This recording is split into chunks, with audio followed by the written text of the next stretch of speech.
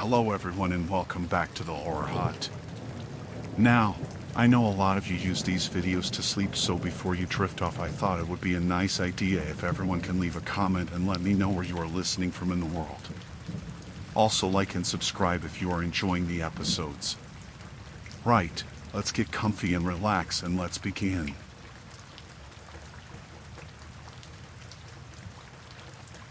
It started when my old high school friend Sarah texted me out of the blue asking if I was okay. I hadn't talked to her in maybe 4 years, but she said I was acting weird online and asked why I'd messaged her after all this time just to bring up stuff from school like nothing had happened. I told her I hadn't messaged her. I even sent her a screenshot of my account to show I hadn't posted anything in days. She sent one back. It was a profile with my full name, my face, and even pictures of my dog. But it wasn't mine. At first I thought maybe it was some old profile I forgot about, but it wasn't. The username was a bit different, but the bio matched mine. It had newer photos. Ones I'd only sent to friends on Snapchat or posted to my private Instagram. Not just the ones I posted for everyone. It had my photos from family events, selfies I took just lying in bed, even ones from my camera roll I didn't remember sharing at all. I reported the account and figured that would be it. Just someone being creepy. But the next day, I got a DM on Instagram from my coworker Matt. He said, "Nice seeing you last night, you didn't say goodbye though." I hadn't gone anywhere. I'd been home watching TV. I asked what he meant. He said I was at the coffee place on 5th and we talked for a few minutes. I said no, I wasn't. I hadn't left my house. He thought I was joking at first. Then he said I even laughed about something we talked about earlier that week, something about our boss and her cat. I never posted about it. We just talked about it over lunch 2 days before. That's when I got scared. Someone was pretending to be me in real life too. I called the police and made a report, but they didn't seem too bothered. Said maybe someone was stalking me, maybe it was a prank. They said unless there were threats or money involved, it wasn't really something they could act on. Told me to keep an eye out and lock my doors. I didn't sleep that night. Every time I heard something outside, I sat up straight in bed. I called my parents the next day. Told them someone might be following me. My mom wanted me to come stay with them. My dad told me to call a lawyer. But I stayed in my apartment. It felt stupid to run. I didn't do anything wrong. A few days later, my ex texted me. He asked if I was trying to mess with him. He'd gotten a message from me saying I wanted to meet up and talk things through. He showed up at a park where we used to go together, waited there for an hour. Said I told him to wait by the bench under the trees. I hadn't spoken to him in over a year. That night I found the profile again. It had been taken down, but now it was back with a slightly different name. All the same photos. My photos. My niece was in some of them. I felt sick seeing that. I reported it again. I also posted a story telling people not to talk to any other accounts pretending to be me. That just made it worse. I started getting DMs from people saying they'd been chatting with me for weeks. One girl sent me screenshots. Whoever it was knew everything about me. My birthday. The name of my first pet. My college. My landlord's name. Things I'd never posted. Some of the messages were creepy. Like, "I know you better than you think." Or, "Let's meet where we met before." But I'd never met those people. The next part is what really broke me. I got home from work one night and my front door was unlocked. I live alone. I always triple check the door. I stood there just staring at the knob for what felt like minutes before I went inside. Everything looked normal. but my toothbrush was wet. There was a glass on the counter that I hadn't used. There were crumbs on the table, and I never eat there. I wanted to throw up. I grabbed a knife from the drawer and called the police. They came, looked around, said there were no signs of forced entry. Maybe I forgot to lock the door, they said. Maybe I was tired. They told me to change my locks. I did the next morning. Paid extra to get a good one. The profile came back again 2 days later. At this point, I deleted all my social media. Instagram, Facebook, Twitter. Everything. I told my friends not to respond to anything that looked like it was from me. I switched my number too. Things were quiet for a while. Then I got a knock at my door. I didn't answer. They knocked again. I looked through the peephole. It was me. A woman who looked exactly like me. I know how that sounds. But it was me. Same haircut. Same coat I lost last year. Same shoes I threw out months ago. Her head turned and she looked straight at the peephole like she knew I was behind it. I stepped back and held my breath. She didn't knock again. She just stood there. I called 911. When they got there, she was gone. I showed them the camera footage from the hallway. They said it was probably someone trying to scare me. But they looked uneasy. The cop kept looking at me like he wasn't sure what to say. I stayed with my parents for a week. When I came back to my place, nothing was missing. But something had changed.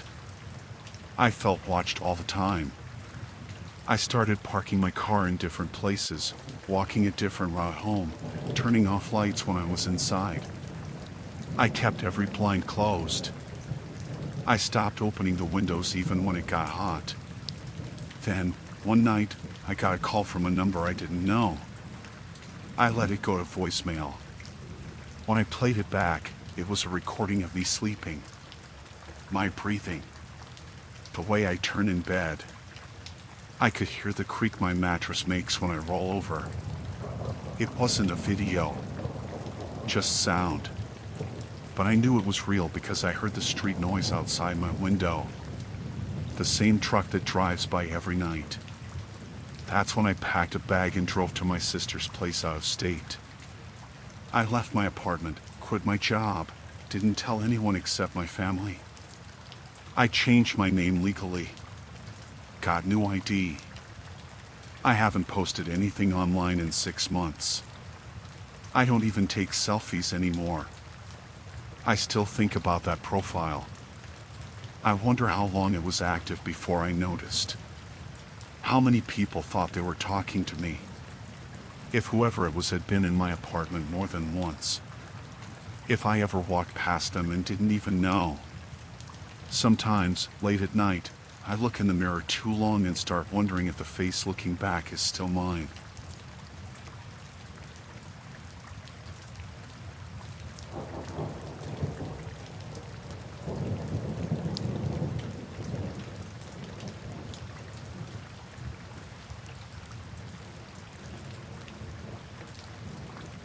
I live alone in a small one-bedroom apartment.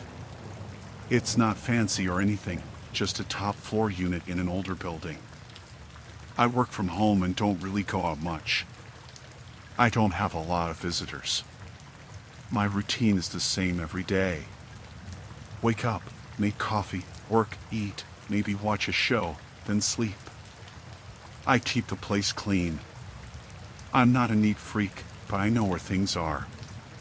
That's why it was weird when stuff started being off. It started small. My keys weren't where I left them. I always put them in the bowl near the door, always. But one morning they were on the kitchen counter. I thought maybe I was just distracted the night before and forgot. Then one day my coffee mug was in the sink even though I remembered putting it back on the shelf. Another time, my charger wasn't plugged in like I always leave it. I figured I was just being careless. Maybe work stress. Maybe I was more tired than I thought. It went on like that for about a week.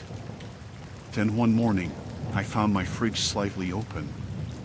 Nothing missing, but the door wasn't closed all the way. A jar of peanut butter was on the counter.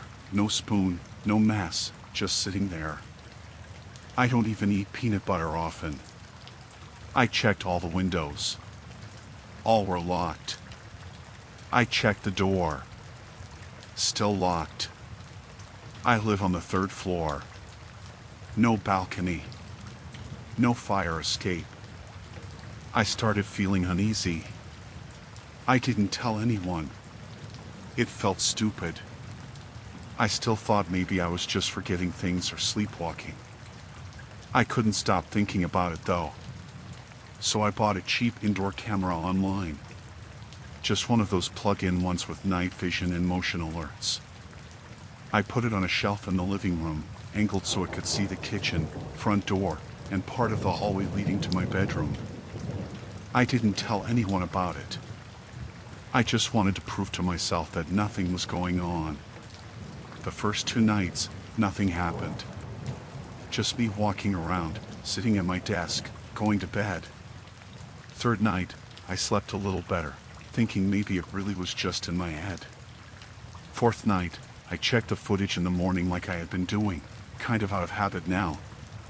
At first, it was nothing. Just me turning off lights, brushing my teeth, heading to bed around midnight. The camera has night vision, so I could still see the hallway behind me as I walked past. About 20 minutes later, around 12:20 a.m., the hallway stayed quiet. Then something moved. From the top of the frame, near the ceiling, a small square of shadow shifted. It was the attic hatch. I didn't even think about it before then. There's a square panel in the hallway ceiling. I never opened it. Never had a reason to. I just assumed it was where the building kept wiring or pipes. But in the video, the panel moved. Slowly. Carefully. A hand came out. Then a face. A man. I paused the video. My chest felt tight. I had to get up and walk around. I didn't want to press play again. But I did. The man lowered himself down quietly. He wasn't big. Thin. He had no shoes on. He moved like he knew the place. Like he'd done it before. He walked down the hallway, past the camera. The way he stepped, it looked like he was used to the layout. He didn't bump into anything. He went into the kitchen. A minute later, I heard the fridge open on the video. He stood there for a long time. Then he walked back into the hallway, stopped at the camera for a second, stared into it, then turned away and walked toward my bedroom. I couldn't see what he did next. The camera didn't reach that far. I watched the timestamp. 10 minutes. 15. 20. Then, at 1:07 a.m., he came back out, walked back under the attic hatch, pulled himself up fast, and closed it behind him. I didn't sleep the rest of that night. I called the police as soon as I could. They came by and I showed them the footage. They took it seriously after that. They brought in someone to open the attic panel. They found bedding up there. Food wrappers. Water bottles. A bag with clothes. A small knife. Someone had been living above me. For how long, they didn't know. They said it's likely he came in through the roof entrance when the building had maintenance weeks ago and never left. My unit was the only one with direct attic access. The panel was above my hallway, but in the attic it was all one space. He'd been up there, listening to me, waiting for me to fall asleep. The officers asked me if anything was missing. I said no. Nothing was stolen. But things were moved. touched, looked at. I told them about the peanut butter, the charger, the door being unlocked once, even though I swore I'd locked it. They said the man was gone. Probably ran when he realized I had a camera now. They said they patrol the area more often, but there wasn't much else they could do. He didn't leave fingerprints. He didn't hurt me. The attic entrance was part of the building, not something I could seal myself. I moved out a week later. I didn't take the bed. I didn't take the couch. I threw out half my stuff. I didn't want anything that had been in that place. I still wake up some nights thinking I hear someone above me. I look at the ceiling too long sometimes. Even now, I don't live on the top floor anymore. I won't ever again.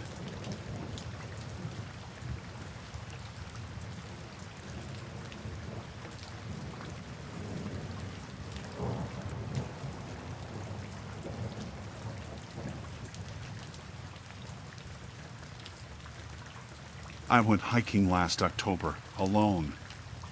I've done solo hikes before. I don't go anywhere remote. Just a few state parks I've been to over the years. This one was familiar. I'd done it 3 times before. It's about 9 miles, a loop trail that winds through woods and hills, not too crowded, but not completely empty either. I packed light, just water, some snacks, and a jacket. Left around 10 in the morning. Weather was cool, a little windy. The first few miles were normal. I saw 2 people coming the other way early on, nodded to them, kept walking. After that it got quieter. I was moving slow, just trying to enjoy it. Trees had already started turning. Some yellow and orange leaves on the trail. It felt good to be out. I didn't even have music in, just wanted to hear the wind and birds. Maybe around mile 4, I noticed something. A boot print in the mud that looked fresher than mine. Bigger, too. I didn't think anything of it at first. People hike all the time. Could have been someone ahead of me. But then I realized the prints were going in the same direction I was, and I hadn't seen anyone pass me. They weren't there earlier either. The trail had soft spots, and the print was clean, not dried or cracked. That meant it was recent. I looked around. Didn't see anyone. I kept walking. About 10 minutes later, I stopped to drink water. That's when I noticed a small branch on the trail. Broken clean off, like someone stepped on it. Not strange by itself, but it felt weird. The branch looked fresh. No rot, still green inside. I scanned the trees behind me. Nothing moved. No sound but wind. I kept walking, a little faster. The next part of the trail goes uphill. A narrow part with rock on one side and slope on the other. While climbing, I turned around a few times. Still nothing. No one behind me. But I started hearing something. Faint crunches. Not constant. Just once in a while. I thought it might be a deer. I see them sometimes out there. But every time I stopped, the sound stopped too. At the top of the hill, there's a bend where you can see the trail behind you for a bit. I stood there for 5 minutes. No movement. Nothing. But I had that feeling like something was off. Like I wasn't alone, even if I couldn't see anyone. I started walking faster. Not running. Just quicker. I wanted to finish the loop and get back to the car. Still had maybe 3 miles left. Then I heard it again. Behind me. One crunch, like a boot on dry leaves. I stopped fast and turned. Nothing. The trail was empty. But now I was breathing harder. I listened for a long time. Didn't hear anything else. After that, I didn't stop moving. About 15 minutes later, the trail cuts through a thicker part of the woods. Trees are tighter there. Less open sky. Feels darker, even in daylight. I came around a curve and almost stepped on a new boot print. Same as before. Bigger than mine. Deep in the mud. But this one was on top of mine. I stood there for a long time. That meant whoever it was had stepped there after I passed through earlier. So either they were circling the trail too, faster than me, or they cut across somehow and ended up ahead. I didn't hear anyone pass. I didn't see anyone ahead. But the print was there. I looked around again. No one. I felt sick. I kept going. I stopped looking at the trees. I just focused on walking. I didn't care about the view anymore. I started thinking about stories I read online. People disappearing. Campers found weeks later. I felt like I couldn't hear birds anymore. Just wind in my own boots. Then I saw something that made me stop cold. It was a snack wrapper. One of mine. The corner was torn off. It was the kind I brought with me. I checked my backpack. The rest were there, but one was missing. I didn't drop it. I know I didn't. I hadn't even eaten one yet. I wanted to run, but I didn't know if I should. I didn't know where this person was. I didn't know if they were watching me.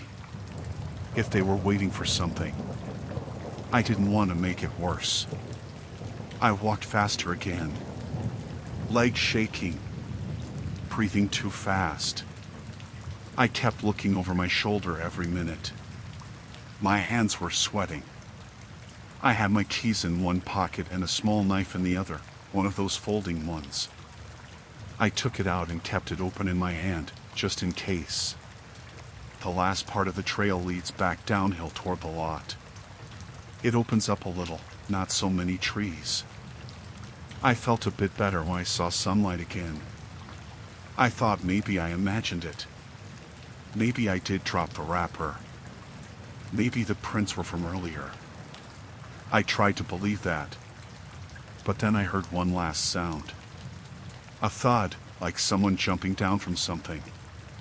Not right behind me, but close enough that I knew it was real. I turned fast. Still no one. But there was a tree near the trail, one with branches low enough to hide behind. I didn't wait. I ran the last half mile. When I reached the lot, there were only 2 cars. Mine and a pickup truck I hadn't seen earlier. It was parked crooked, dirt on the sides. No stickers, no plates on the front. I didn't stop to check it. I got in my car and locked the doors. I sat there for a while, watching the trailhead. No one came out. Eventually, I drove home. Took a longer way back. Changed clothes. Checked my backpack 3 times. The missing snack was never found. I reported it the next day. Told the ranger station. They said they'd look into it. Took down my name. That was it. I haven't gone back there since. I still hike sometimes, but not alone, and not anywhere with woods that thick. There's one thing I didn't tell them. When I checked my car that night, I found something on the windshield. A fingerprint smudge, right in the center of the glass. I don't know if it was always there, but I cleaned my windshield the day before. I remember that because I bought those gas station wipes and used 3 of them. The print was on the outside. One clear smudge. Just one. I never saw who it was. But they were close. Closer than I ever want someone to be without knowing.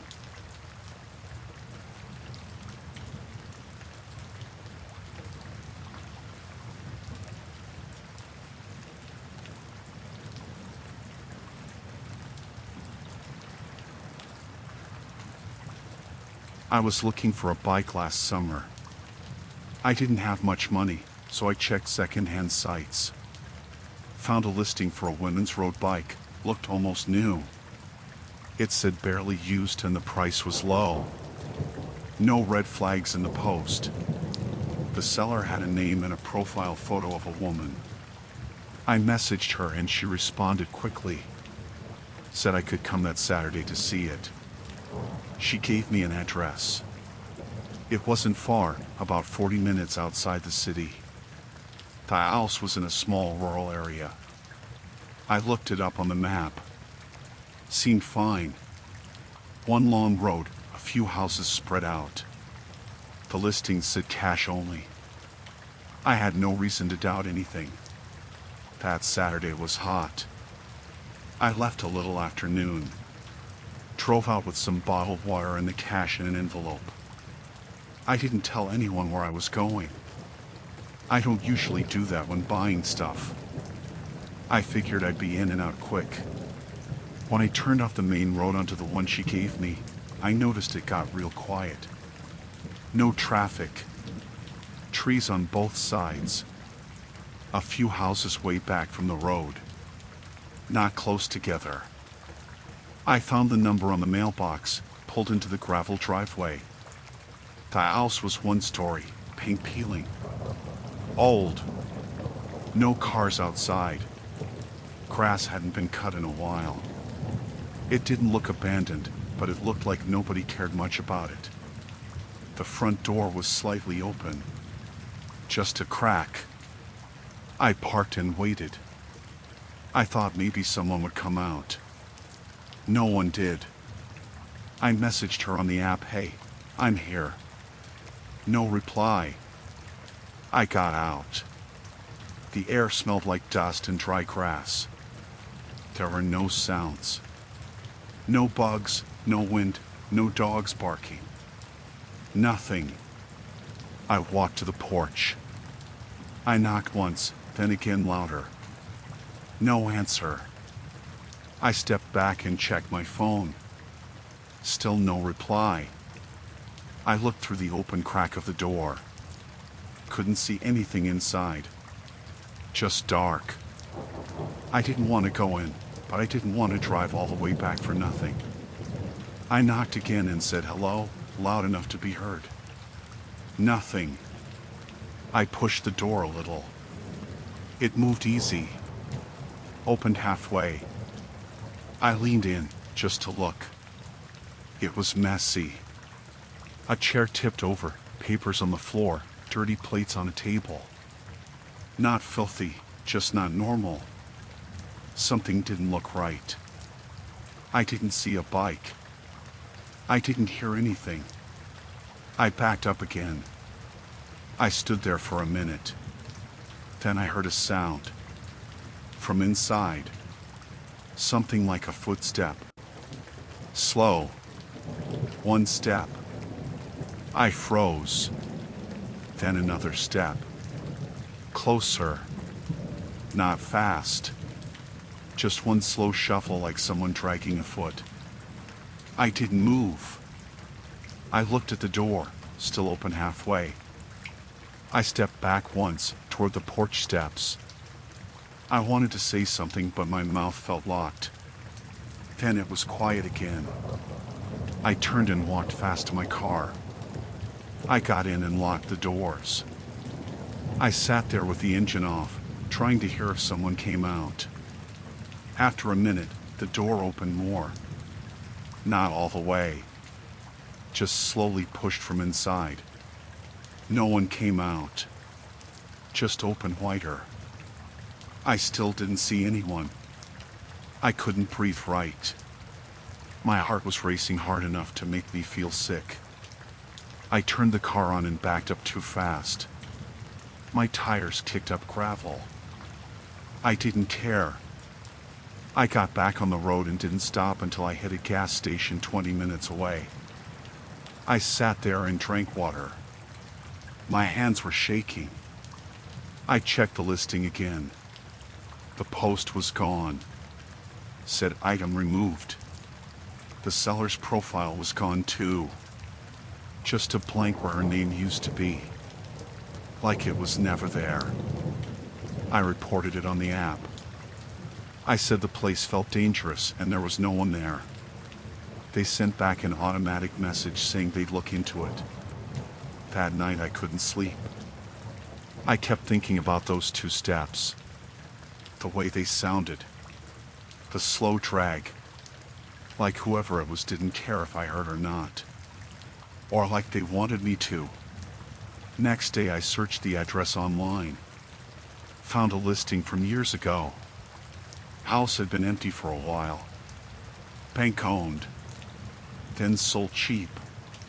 But no record of anyone living there recently.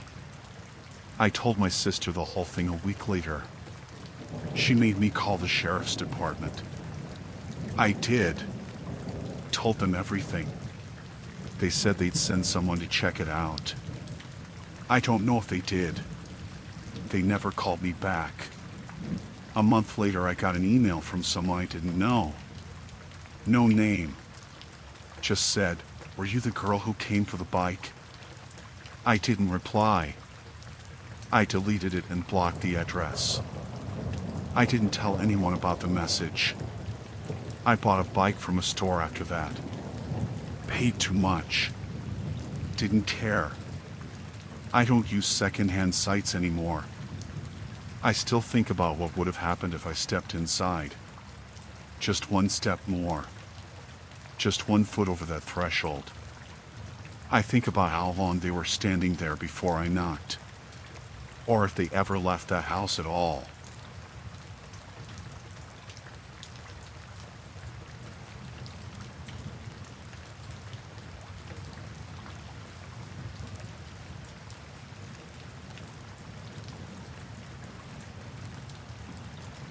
I always keep a dash cam running when I drive. I got into a minor accident 3 years ago where the other guy lied about what happened, so ever since then I've had a camera mounted just under the rearview mirror. It records everything. The files save every 5 minutes.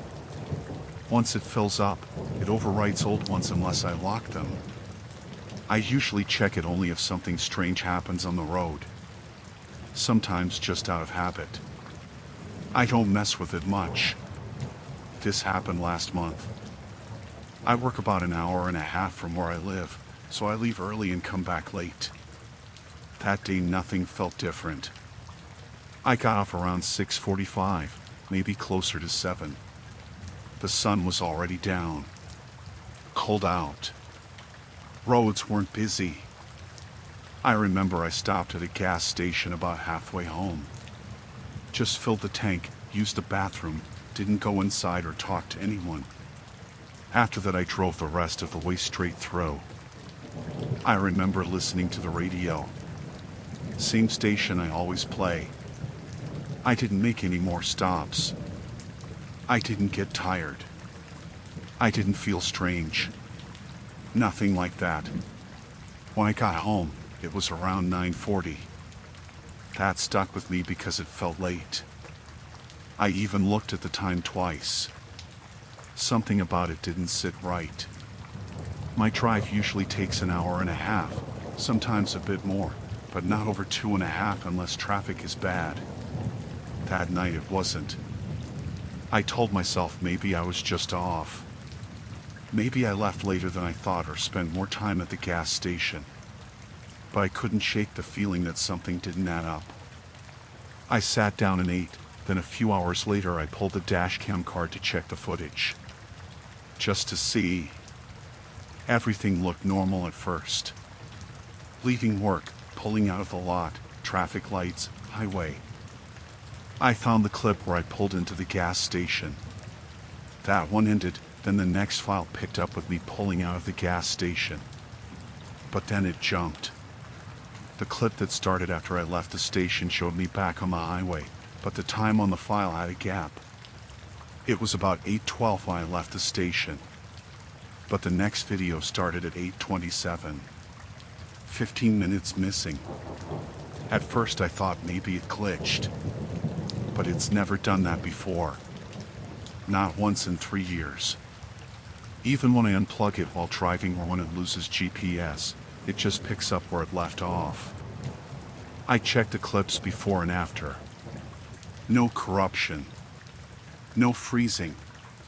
Just like the car was off for 15 minutes and then turned back on. Except I didn't stop. I checked my phone's location history.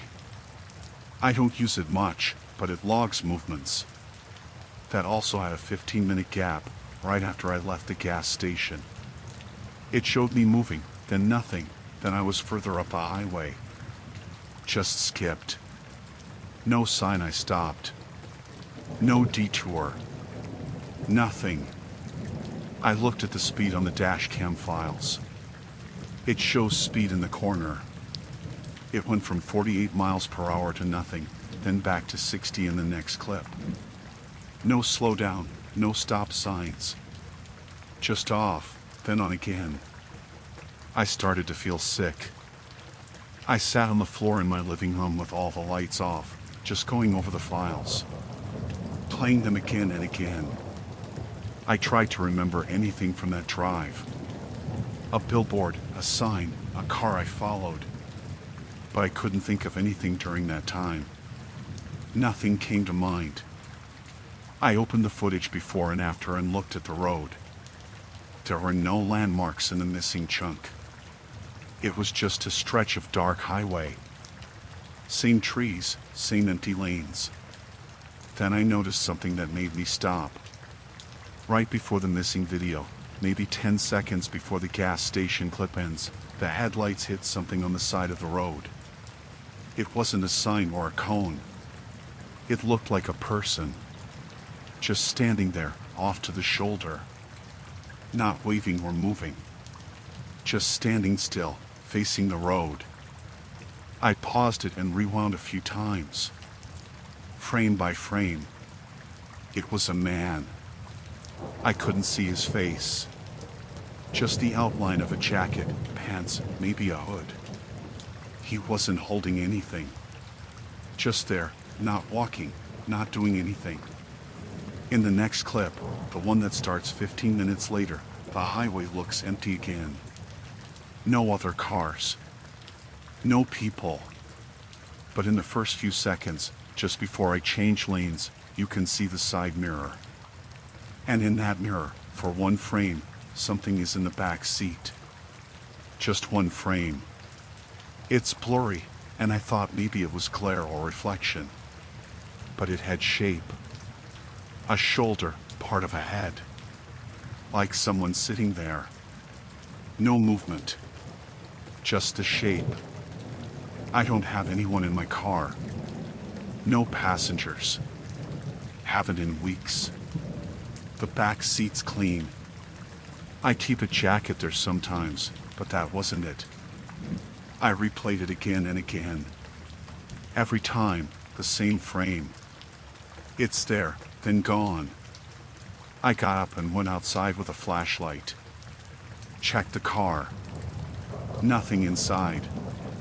No marks, no trash, no signs anyone was there. Doors still locked. I started checking everything after that. My doors, my windows, the locks. I barely slept that night. I left the lights on. The next day I called a friend who works on cars. I told him my dash cam glitched and asked if it could skip footage like that. He said it's possible but rare. Usually from power loss. But the clips after the gap were fine. No signs of reset or error. No missing files before or after. I didn't tell him about the person on the side of the road. I didn't tell anyone that part. The next few days I felt off. I kept thinking I saw things in the corner of my eye. Nothing big. Just shapes. Like someone was behind me in a store. Or standing across the street. But when I looked, it was just people or nothing. I finally reset the camera. Wiped everything. Bought a new memory card. But I didn't throw the old one away. I still have it in a drawer. I haven't looked at it again. I drive home before dark now. I leave work early. Sometimes I take a different route. I haven't stopped at that gas station again. I won't. I don't know what happened in those 15 minutes. I don't think I want to know. But I keep locking my car doors the second I get in. Even in daylight. Even in my driveway.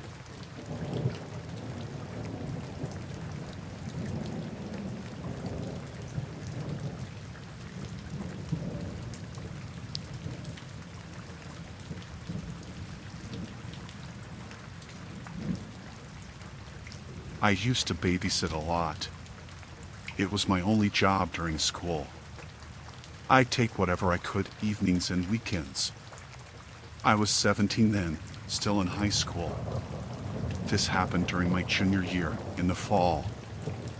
I remember that because it was cold at night but not freezing yet. I got the job through one of those apps where people list babysitting jobs and you apply or message them. Most people only use it once or twice. This one came up for a Friday night. Said it was for 2 kids, ages 6 and 4. Just needed someone from 6 until midnight, maybe later. Easy money. I messaged the account, and they replied within an hour.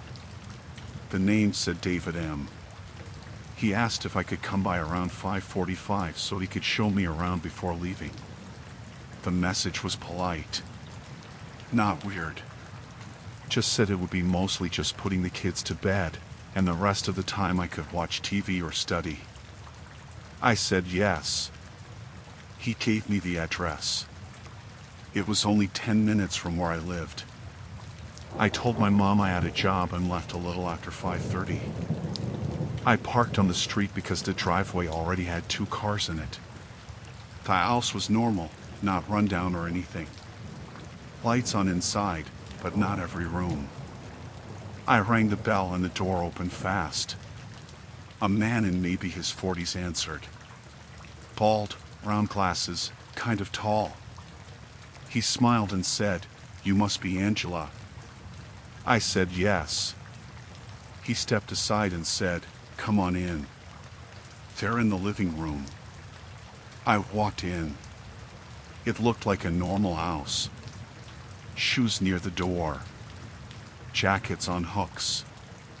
Nothing strange. I followed him down the short hallway into a living room. 2 kids were sitting on the carpet, a girl and a boy.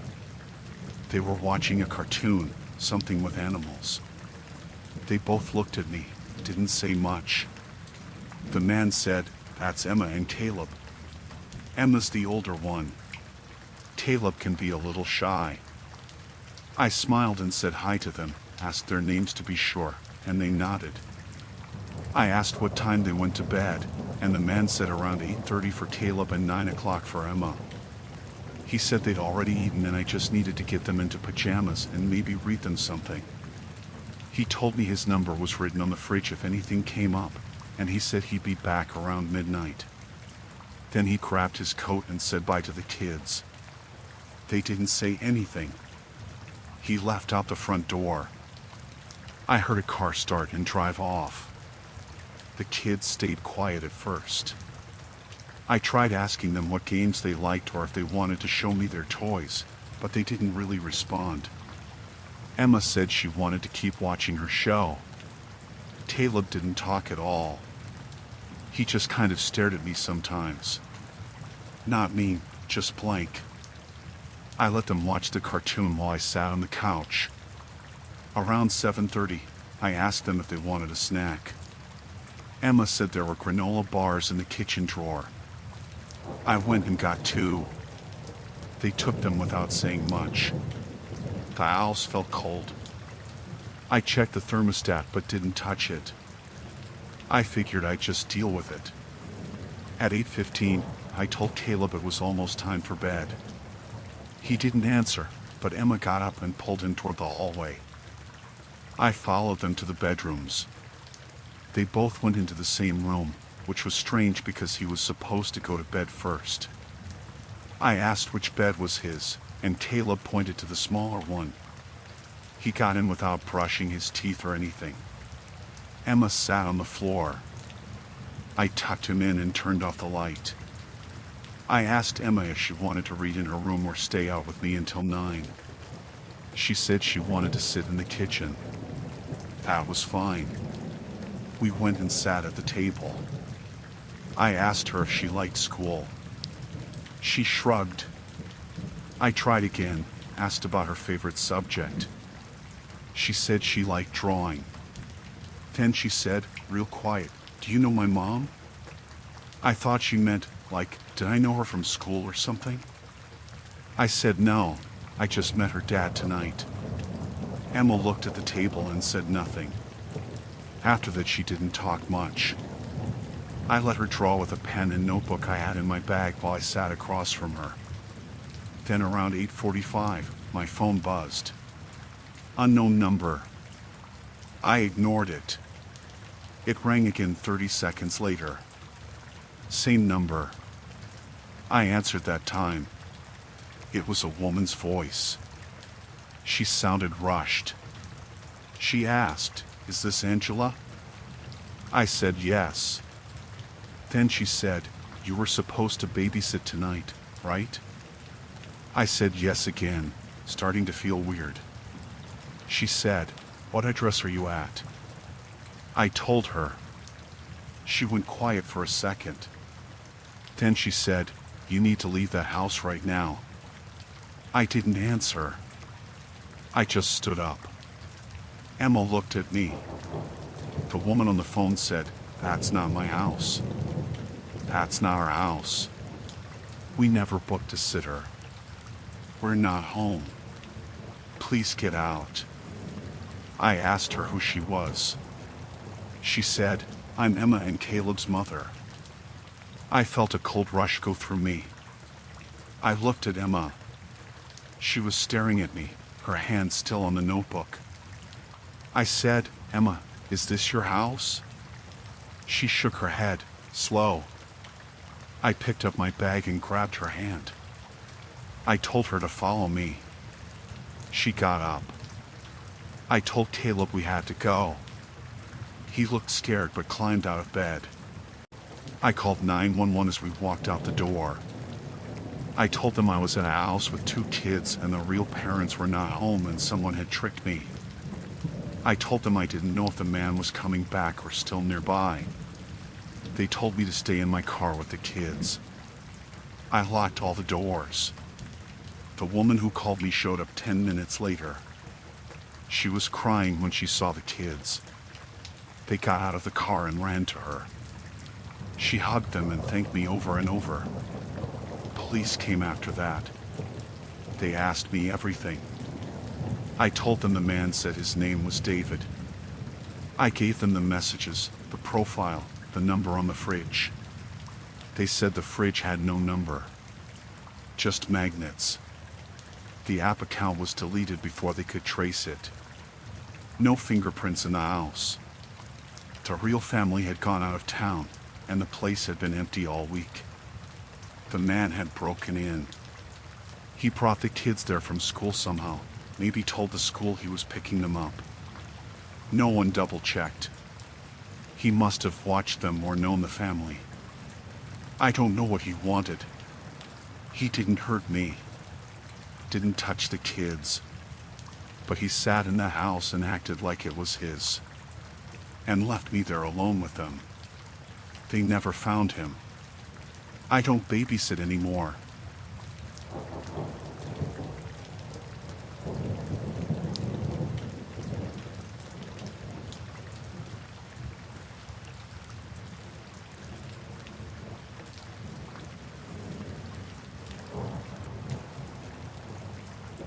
I worked as a night guard in a business complex in a small city.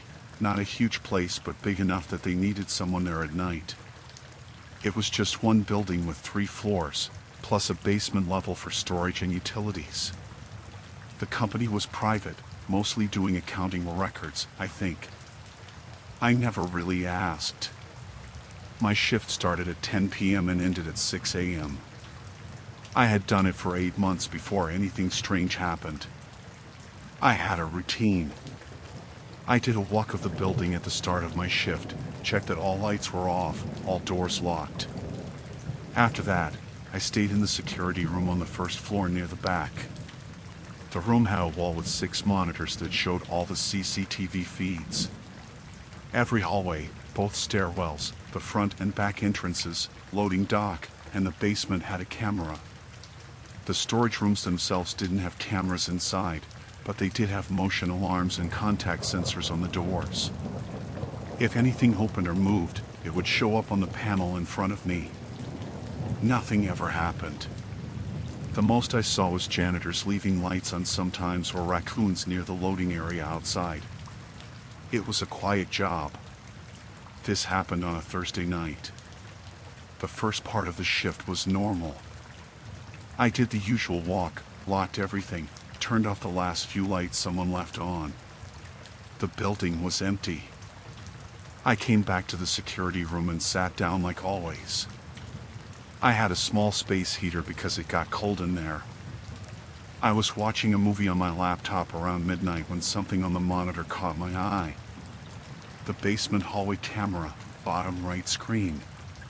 There was someone walking. I paused the movie and stared at the screen. The person was walking away from the elevator, going toward the far end where the storage rooms were. I could only see their back. They were wearing something dark, couldn't tell more than that. They walked slow, steady, no rush. I looked over at the alarm panel. No doors had been opened. No motion sensors had triggered. The elevator log didn't show any activity since I came in. The basement only had 2 ways in, the elevator and the stairwell. Both doors were locked, and both had cameras. The stairwell feed didn't show anyone.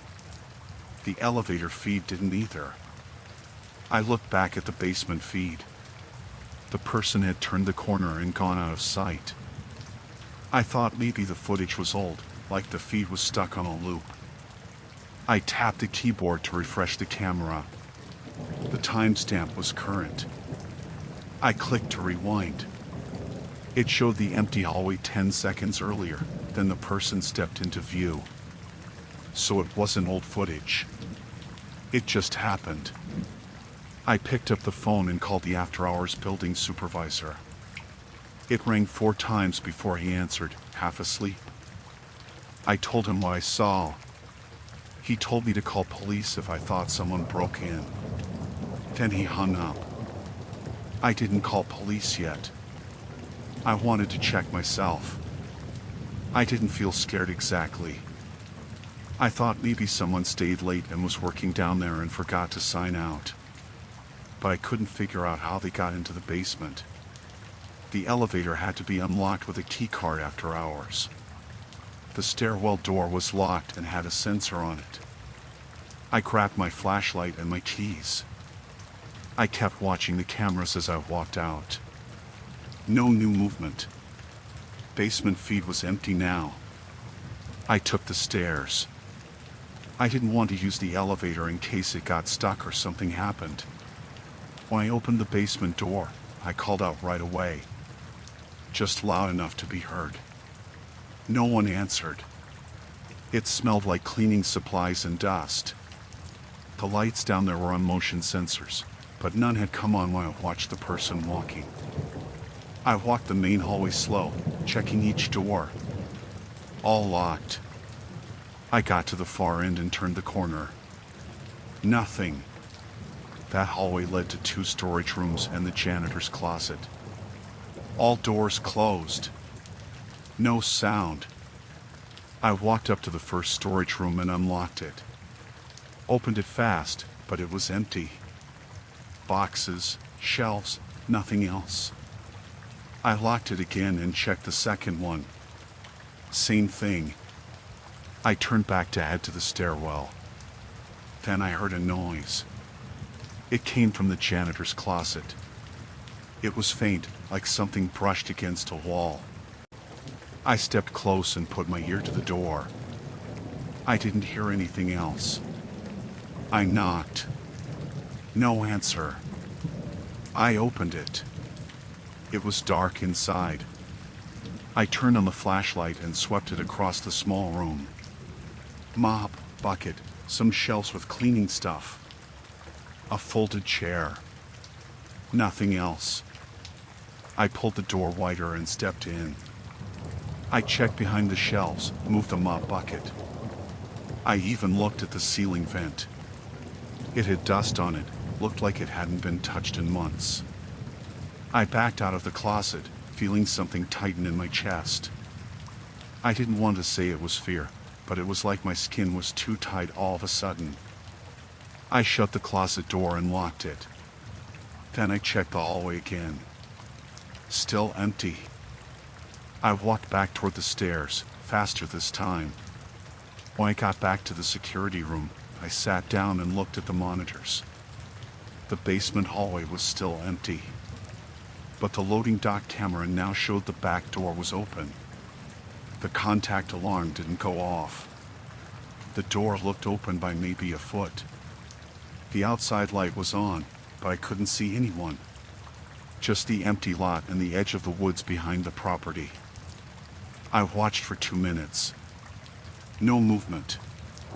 Then I hit the rewind. The door opened 5 minutes before. Just swung open. No one was visible. No one came out of it. It just opened. I called the police then. They showed up in about 8 minutes. I met them up front and walked them through everything. They checked the basement and back door. They said the door showed no signs of forced entry. The lock wasn't broken.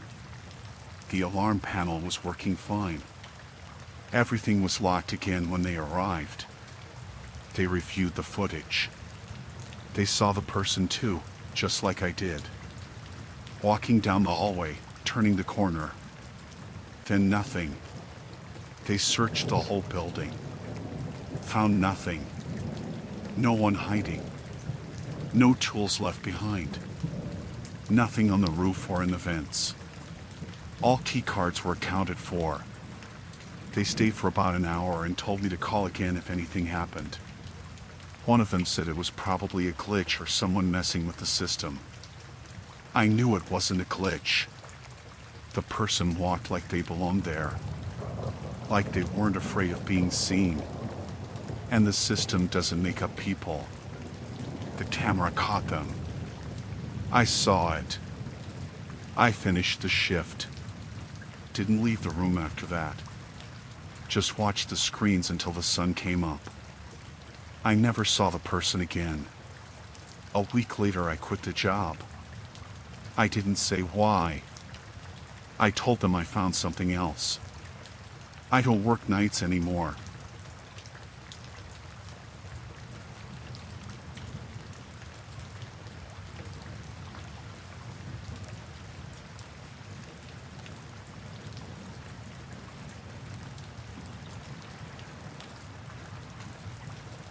I had a late shift at work and was driving home around 11:30 p.m. when I noticed my fuel gauge was nearly empty.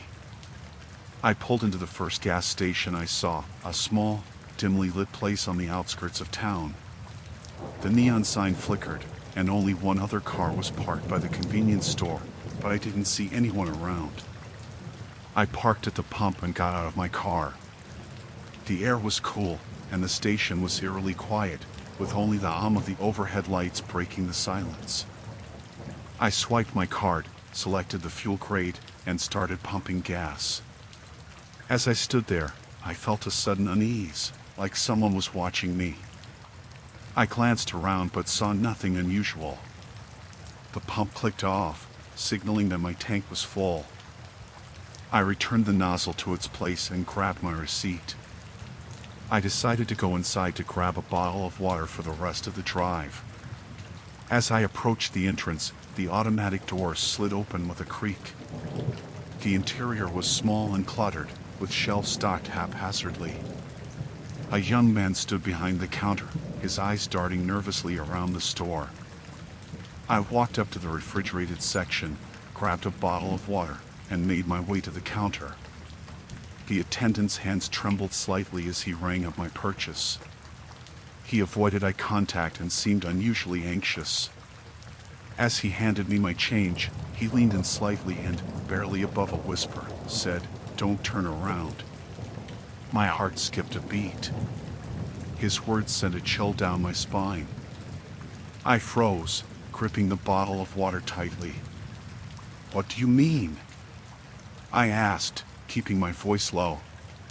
"There's someone standing behind you," he murmured, his face pale. Every instinct screamed at me to turn and look, but I resisted. "What should I do?" I whispered, trying to keep my composure. "Walk straight to the employee-only door behind the counter," he instructed. "I'll unlock it. Just don't look back." Summoning every ounce of courage, I nodded subtly and stepped around the counter as the attendant pressed a button, unlocking the door.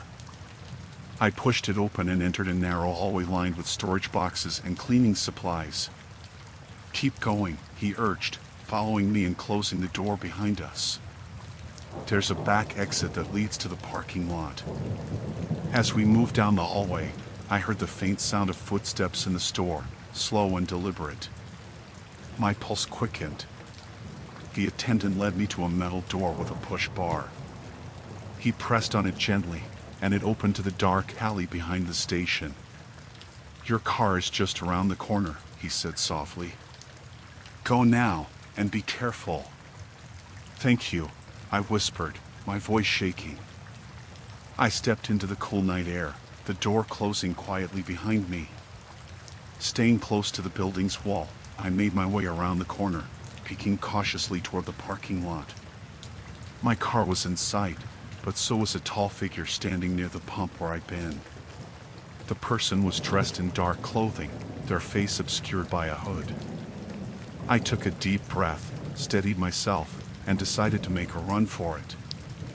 I sprinted toward my car, my footsteps echoing in the stillness. The figure turned sharply at the sound and started moving toward me. Fumbling with my keys, I pressed the unlock button and yanked the door open. I threw myself inside, locked the doors, and started the engine.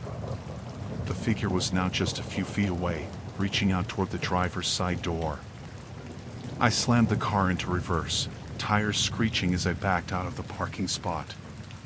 Without hesitation, I shifted into drive and sped out of the gas station, my heart pounding in my chest.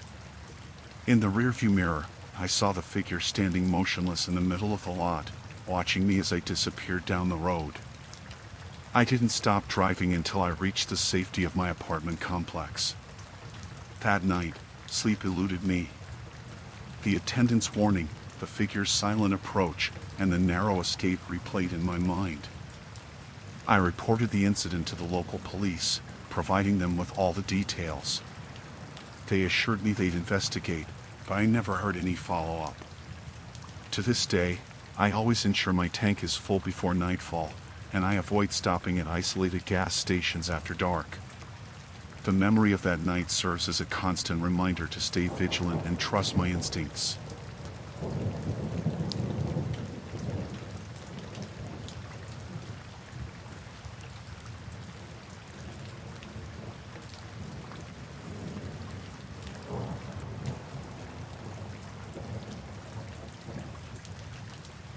We left early Friday morning.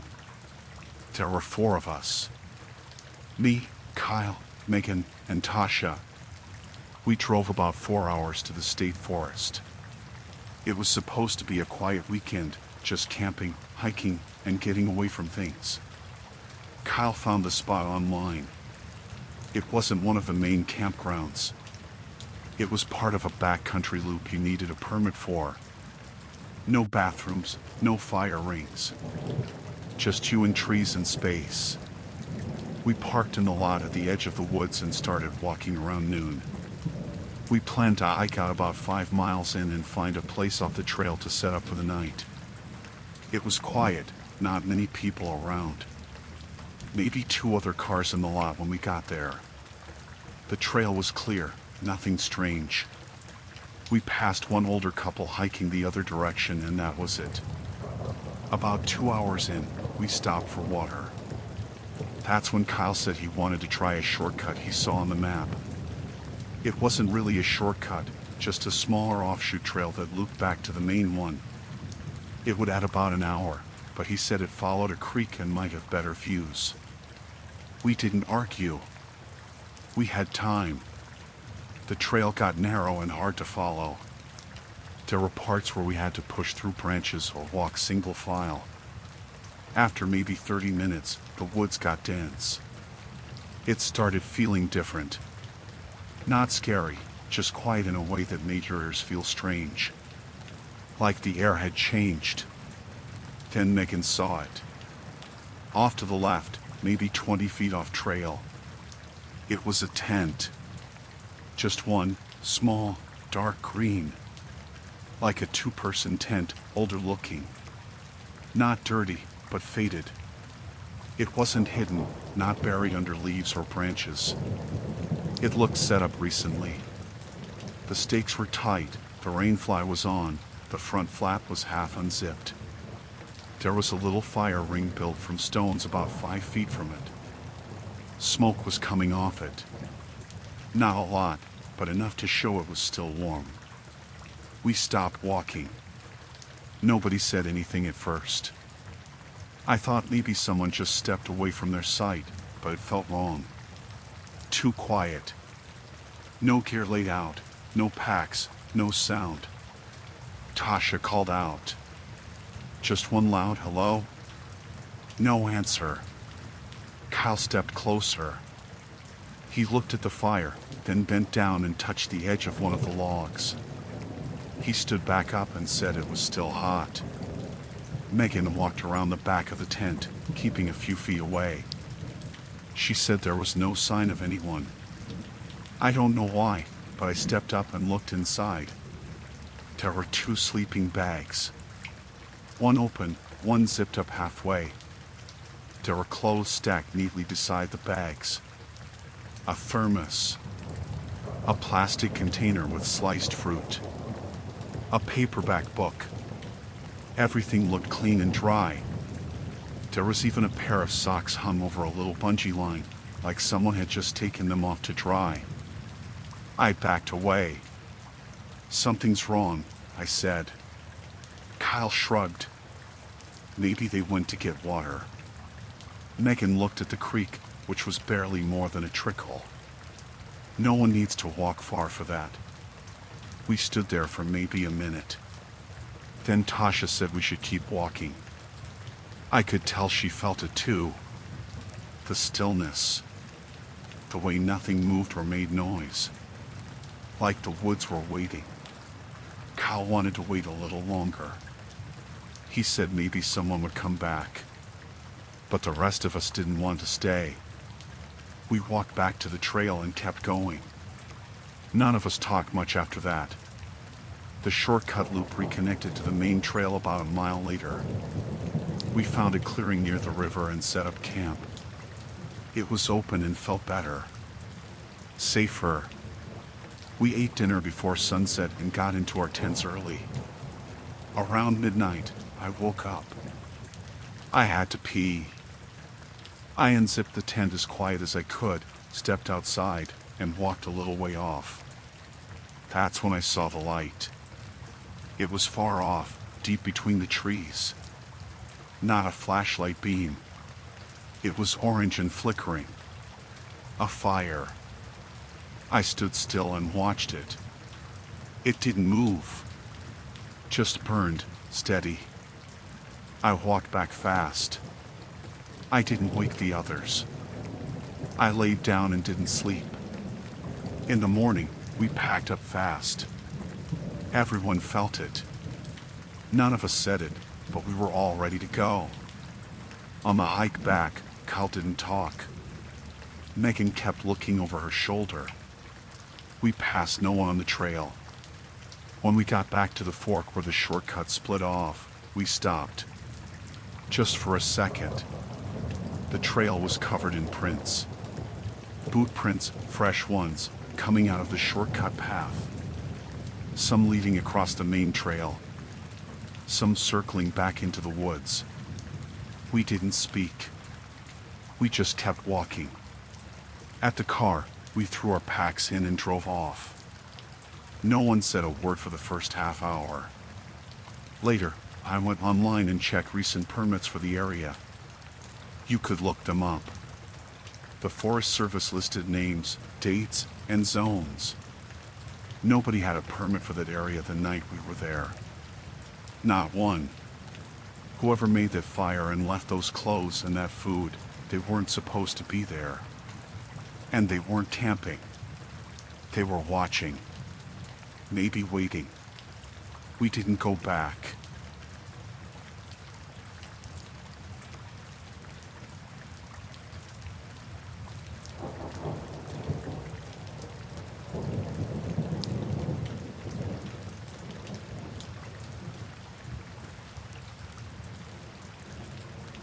I'm not good at writing, but I don't know who else to talk to about this. What happened to me doesn't feel real, and I'm not sure what to make of it. But it's been haunting me for weeks now, and I just need to get it out. It started out so small that I didn't even pay much attention to it at first. It was a noise. A whisper, I guess you could call it, but it was faint. I live in a pretty old apartment building. The walls are thin, the pipes creak, and sometimes you hear things that just seem like part of the building settling.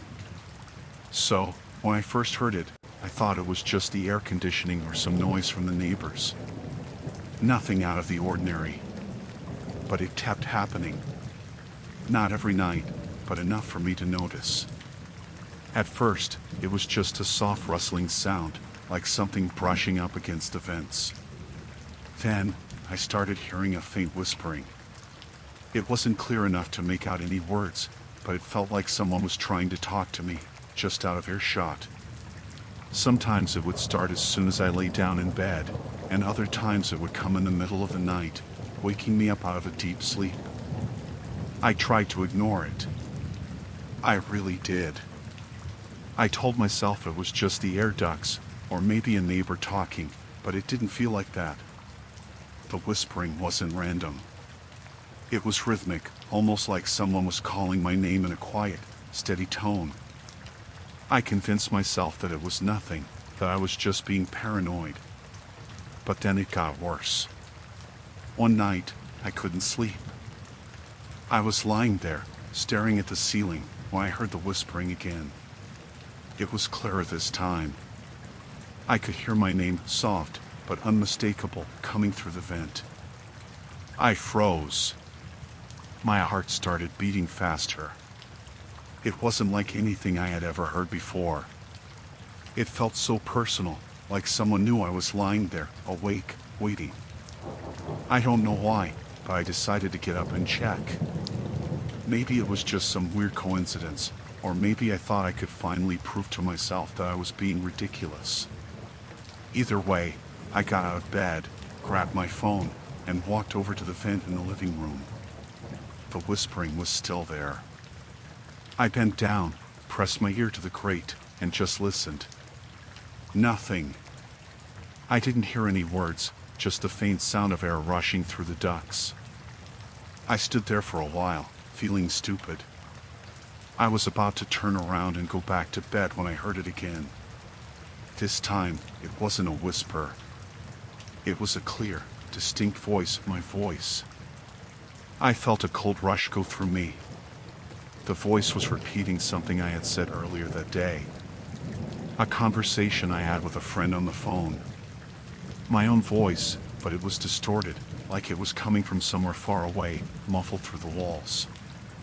I froze. I couldn't breathe for a second. I don't know what made me do it, but I grabbed a screwdriver from the kitchen and began unscrewing the vent cover. I told myself I had to see where this was coming from, but honestly, I was scared. I had no idea what I was about to find. Once the cover was off, I peeked inside. There was nothing unusual at first. Just dust and some old cobwebs. But then, something caught my eye. A small, black object resting against the duct. It looked like a phone. My stomach dropped. I pulled it out carefully, my hand shaking. It was an old model, one of those flip phones. The kind you don't see anymore. It wasn't mine, but it looked like it had been there a while. The screen was cracked, but it was on. I pressed a button, and the screen flickered to life. The time was 3:02 a.m. And then I saw something that made my blood run cold. The phone wasn't just on, it was playing a recording. It was playing a recording of my own voice. It was clear now, there was no mistaking it. The voice was definitely mine.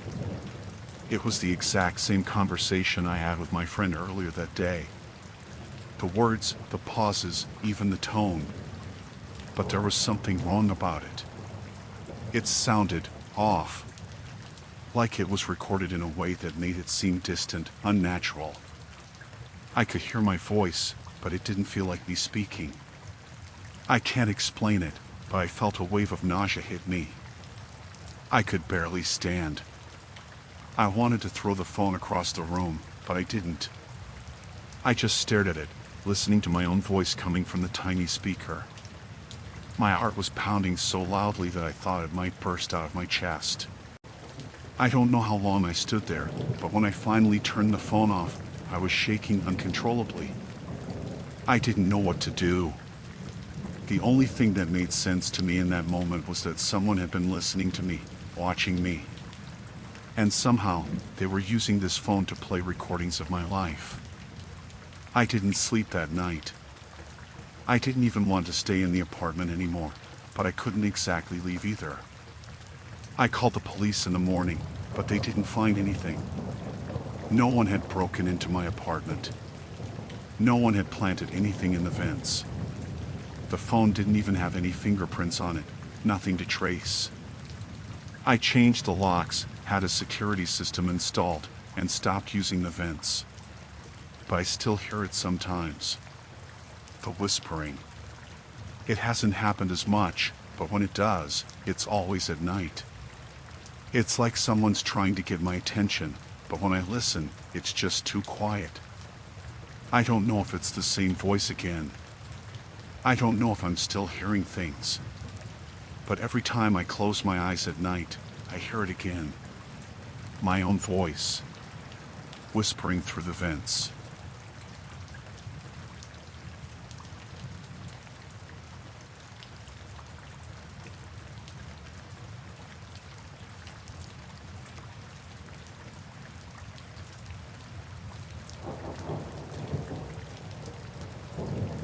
I'm not sure where to even begin with this, but I can't get it out of my head, so I need to write it down. I don't expect anyone to believe me, but this happened, and I don't know what else to do with it. I was on a business trip, and I'd booked to stay at this hotel I'd stayed at a few times before.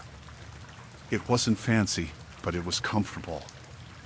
I had a late meeting that day, so by the time I checked in, it was already dark. The hotel wasn't in a bad area, but it was still one of those places where the outside lights flicker a little, and the parking lot isn't well lit. Just a little sketchy, you know? I thought nothing of it. I got to my room around 9:30, unpacked, and set up my laptop. I had a report to finish before the next day. It was quiet. There weren't many people around. I didn't see anyone else in the hall when I walked to my room. The room itself was standard, 2 queen beds, a desk, the usual amenities.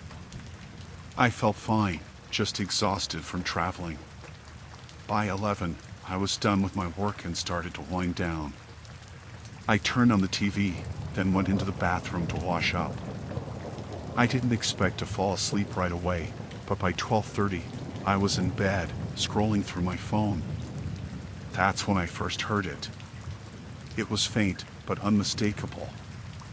A soft click, followed by a little rattle at the door. At first, I thought it was the people next door or maybe just the building settling. But then I heard it again. A long pause, and then another faint click, followed by the same rattling. I laid there, holding my breath, trying to figure out what was going on. It didn't sound like someone knocking or even like someone trying to open the door. It sounded like a key card being inserted and turned in the lock. I froze. I didn't move for a while, listening.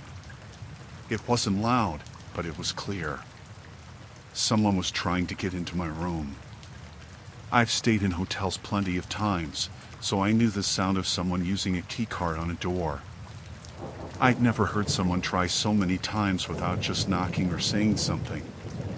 It didn't make sense. My heart started to race.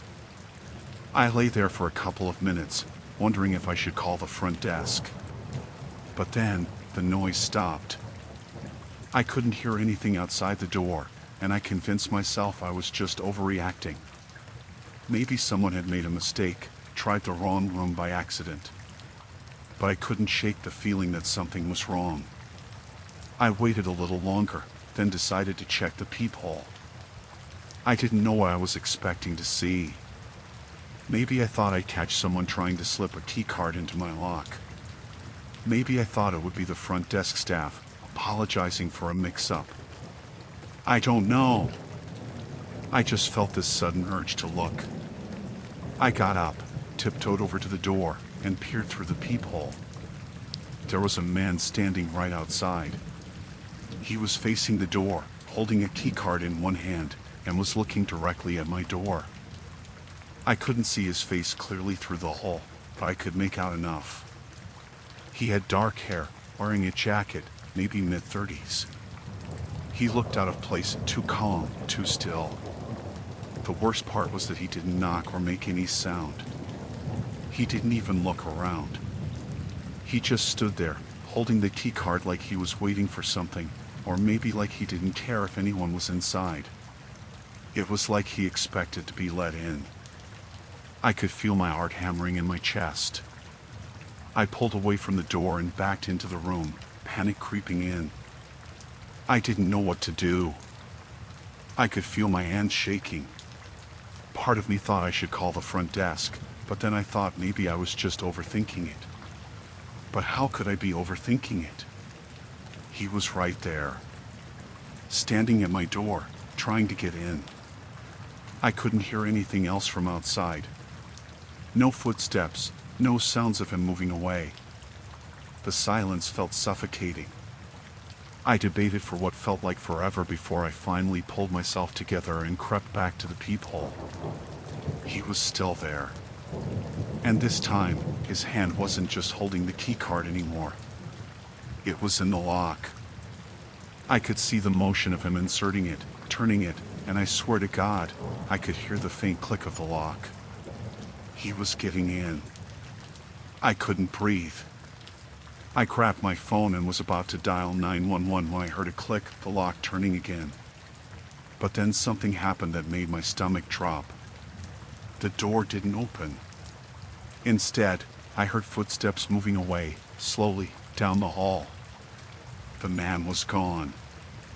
I stood there, frozen, for a long time. I was too scared to check the door, too scared to do anything. I don't know how long I stood there in the dark, just listening. I didn't know if I should call the front desk or go to the lobby and demand to know who was trying to get into my room. My mind was racing with 100 different possibilities, none of them making sense. Finally, I called the front desk. I told the person who answered that someone had tried to get into my room, and I needed to know if anyone had come by with a key card. They put me on hold for a few minutes before coming back and saying there was no record of anyone using a key card for my room. I couldn't get out of there fast enough. I packed up what little I had left in my bag and left the room. I didn't even bother checking if the door was locked or not. I just couldn't stay another minute. I went to the front desk, and the staff seemed confused, but they didn't seem concerned enough for my comfort. They just apologized for the inconvenience, as if it was no big deal. I asked if they had security footage of the hallway, and they told me they couldn't share that with me, and I should just feel safe. They acted like it was just a weird mix-up. I checked out, and they didn't ask any more questions. I don't think they even believed me. I don't know if that man was planning to do something, or if it was just a random, terrifying mistake. All I know is that if I hadn't looked through that peephole, I don't know what would have happened. And now, I don't feel safe staying in hotels anymore.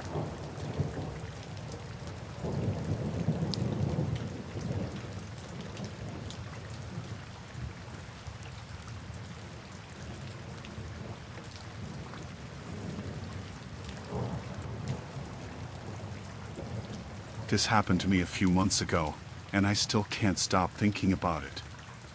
I'm not sure if anyone will believe me, but I have to tell someone, or else it'll keep eating at me. I'm a student at a large university, and I usually stay up late studying in the library. It's not unusual for me to be there until it closes, especially when I have exams or papers due. The library is big and usually pretty empty at night, but it's well lit and feels safe enough. I've spent hours there, sometimes alone, and never thought twice about it. One night, though, something changed. I'd been working on a paper for a couple of hours, sitting at one of the long tables near the back of the library. The only light around was the soft overheads above the tables, and I remember feeling a little tired, but I still had a lot of work to do. I didn't notice him at first. But then, I did. I was in the middle of typing something up when I caught movement in the corner of my eye. I glanced up and saw a man standing near one of the bookshelves. He wasn't looking at the books, he was looking at me. Just standing there, a little too still. He wasn't doing anything suspicious, but there was something about the way he stood there, just watching. It made the hair on the back of my neck stand up. I looked away quickly, assuming I was just imagining it. But when I glanced up again, he was still there. Watching me. Not moving. I felt a little uncomfortable, so I decided to go get some coffee to clear my head. I packed up my things and walked to the cafe section of the library, trying not to look back at him, but when I got to the coffee counter, I felt like someone was still watching me. I turned around, and sure enough, he was there again, standing at the same spot, still just watching. I don't know why it bothered me so much. It wasn't like he'd approached me or said anything. But something about his stillness, the way he didn't seem to have any reason for being there except to watch me, felt wrong. I didn't say anything to anyone that night. I convinced myself I was just being paranoid. After all, people go to libraries all the time to study. He was probably just another student. I didn't even get a good look at him. He looked like he was in his late 30s or early 40s, tall, maybe in a brown jacket. Nothing that stood out, but I couldn't shake the feeling that he was off. The next night, I was back at the library, this time at a different table. I told myself I wouldn't see him again, that I was just imagining things. But as the hours wore on, I noticed something. Around the same time as the night before, I saw him again. Same spot. Same stillness. Just watching me. Now I started to feel a bit more anxious. I kept my head down, focusing on my work, but I couldn't ignore the fact that he was still there. And this time, it felt worse. He didn't even try to hide it. It wasn't like he was trying to look at books. He was just staring. It felt too deliberate. At some point, I couldn't take it anymore. I walked to the front desk, trying to keep my voice steady. The librarian on duty was a woman I had seen before, an older lady who was always friendly and helpful. "Hi," I said, trying not to sound panicked. "I've been studying here for a while, and there's this man in the library. He keeps staring at me, and I don't know if he's a student or not. I'm just feeling really uncomfortable."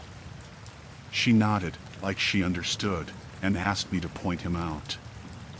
I led her to the back of the library, but by the time we reached the spot where I'd last seen him, he was gone. "Are you sure he was here?" she asked, looking around like she didn't see anyone suspicious.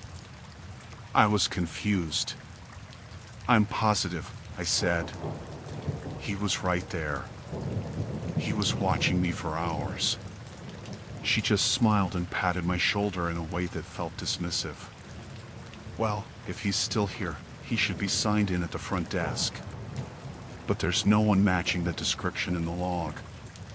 I didn't know what to say. I stared at the empty space where he had been, and I started to doubt myself. Maybe I was imagining it, maybe I was just stressed out. I told her I'd keep an eye out and went back to my table, still unsettled. The next night was the same. He was back, standing exactly where he had been before, as though he had never left. This time, I couldn't ignore it anymore. I left my stuff behind at the table and rushed to the front desk again, my heart pounding. The same librarian was there, and this time I didn't even try to explain myself. I pointed straight at the man, and she followed my finger. He's right there. I almost shouted. He's been here every night. He's watching me. She turned, looked, and nothing. He wasn't there. I could see the confusion on her face. "Are you sure you're not mistaken?" she asked, almost too gently. I was starting to feel like I was losing my grip on reality. The man had been there, standing in the same place every time, but now he was gone. I couldn't explain it. I had nothing concrete to show, no proof that he had even been there. It was like he vanished into thin air. I left that night. I didn't go back to the library for a few days, but eventually, I needed to get work done. I tried to avoid the spot where I'd seen him. I didn't want to face the possibility that I might be wrong, or worse, that I was imagining it.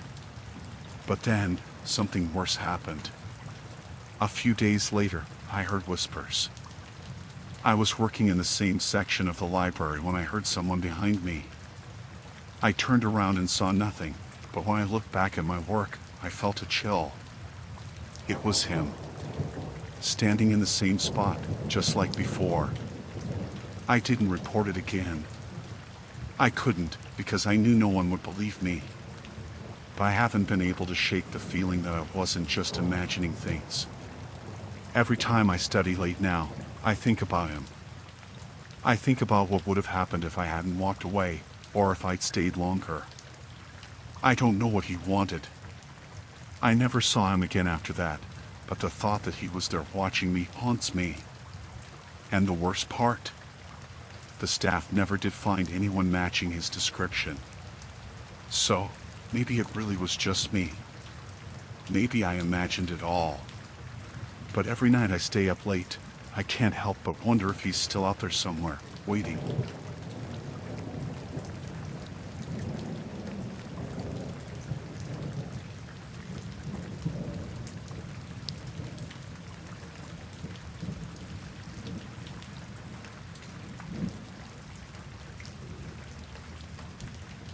I don't know how to explain it. I've never been good at writing, and I never thought something like this would happen to me. But now that it has, I feel like I need to get it out, even if it sounds crazy. It all started one morning when I woke up late for work. That's not unusual. I'm a heavy sleeper, and I always hit snooze too many times. But when I woke up, something was off. It was the silence. I don't mean quiet like the usual kind of quiet when it's early in the morning. I mean dead silence, like everything had been still for way too long. It felt wrong. I could tell something was off, even before I opened my eyes. I went to roll over and check the time, but something stopped me. My door was locked. Now, I live alone. I always have. I lock my bedroom door at night just out of habit, but I keep the key on my nightstand, so I never have to worry about being locked in or out. I could tell immediately something was wrong because the door was locked and not from the inside. I sat up and rubbed my eyes, trying to make sense of it. There was no reason the door should have been locked like that. It wasn't like I was in some horror movie where the locked door was the first clue something was wrong. No. I was trying to figure out how on earth it had happened. I reached over to grab the key from my nightstand, but it wasn't there. My heart skipped a beat. I always put it in the same spot. I stared at the door for a moment, trying to process everything. I was starting to feel that pit in my stomach, the feeling that something was seriously off. I couldn't even remember if I had locked the door the night before. It was like my mind was blank, like I couldn't trust my own memory. It didn't make sense. After a few seconds of staring at the locked door, I got up and went to the window, trying to calm myself. Maybe I was just being paranoid. Maybe I'd forgotten something. But when I looked outside, I froze. There were fresh, muddy boot prints in the hallway. Now, I don't know about you, but I don't wear boots. I have no idea where those prints came from. And the worst part? They were heading straight toward my bedroom door. I felt a wave of panic flood over me. My brain was racing. I tried to rationalize it. Maybe I had someone over the night before, and I just didn't remember. But I knew that wasn't possible. I lived alone. I didn't invite anyone over. And those footprints? They weren't there when I went to bed the night before. They had to have appeared after I went to sleep. I walked out into the hallway, carefully stepping around the muddy prints. I had no idea what I was going to find, but I couldn't stay in my room. I grabbed my phone, thinking I should call someone, but I was so rattled I couldn't even think straight. My hands were shaking as I held the phone. I don't know why I didn't just leave, but something made me want to investigate. I walked down the hallway slowly, trying to make as little noise as possible, even though I wasn't sure why. The hallway was completely still.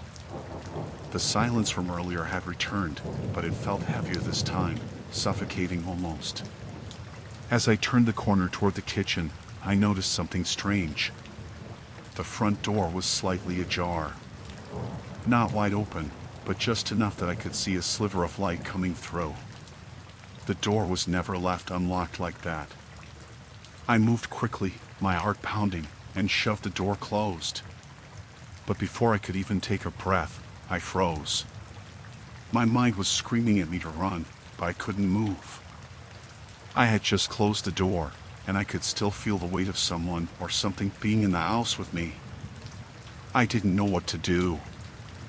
I didn't know if I was imagining all this or if someone was actually in the house. I should have called the police right then, but I didn't. I don't know why I didn't. Maybe it was the isolation, the fact that I was alone. Maybe it was the fear of looking foolish if nothing was wrong. I don't know. But I walked back into the hallway, cautiously moving toward the source of the muddy prints, trying not to make a sound. I checked each room quickly, bathroom, closets, nothing out of the ordinary. Then I saw something that made my blood run cold. In the middle of the living room, a chair was knocked over. Not just any chair, but the one by the front door that I always sat in when I took my shoes off. I didn't remember it being like that before. I stood there, staring at it. The sense of wrongness was overwhelming. The quiet, the footprints, the locked door, it all felt like it was leading to something I didn't want to know. That's when I heard the faint sound of something, a scrape. It was soft, barely audible, but enough to send my heart racing. It was coming from the attic. I don't know why, but I knew in that moment that the sound wasn't just the house settling. It was too deliberate, too rhythmic.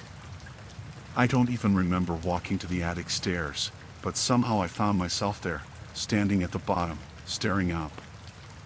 I had to know. I had to figure out what was going on. But my body froze, and I stood there, feeling sick to my stomach. There was no way I was going up there without checking for something, without knowing what was waiting for me. I crept back toward my phone and dialed the police. I didn't explain the details, just told them I thought someone was in my house. I couldn't bring myself to tell them about the muddy footprints, the door being locked from the outside. They told me to stay put and wait for them. I don't know how long it was until the officers arrived. It felt like hours, but in reality, it was only 20 minutes. When they got there, they searched the whole house. The attic, the basement, everything. They didn't find anyone. But they did find something strange. The back door was open, just a little. It hadn't been when I checked earlier. And there was a muddy trail leading out toward the street, like someone had walked through the yard. I never figured out who was in my house, or why they had done what they did. They couldn't find any fingerprints or evidence of forced entry. The door had been locked from the outside, but the cops couldn't explain how. All I know is that when they left, I was still rattled, but I had to stay in the house. I couldn't leave. It's been weeks now. The door is still locked sometimes when I wake up. I've checked it every morning since then. And the muddy prints? They stopped showing up. But every time I hear a strange noise or see a door ajar, I can't shake the feeling that someone is still out there, waiting. I've never felt safe in my house again. Every night when I go to bed, I check the locks 3 times. Sometimes I still hear that same scraping sound from the attic. And sometimes I think I see something, just a flicker of movement out of the corner of my eye. But I've never found anything. I'm still alone.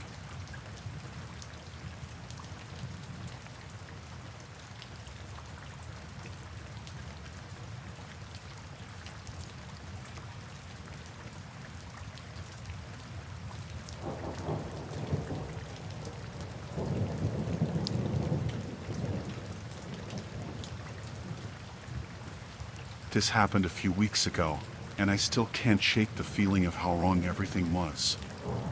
I don't know if I should have acted differently, or if I could have avoided the situation, but it still haunts me. It started when I was out late, leaving a friend's birthday party. I was staying at a hotel nearby, but it was a little too far for me to walk back by myself. I didn't want to deal with finding a cab, so I decided to use a rideshare app. I've used it hundreds of times before with no issues, so I figured it would be a simple ride home. I opened the app, typed in my destination, and waited for the car to come. The app showed a black sedan, the usual kind of car I've seen in that area before.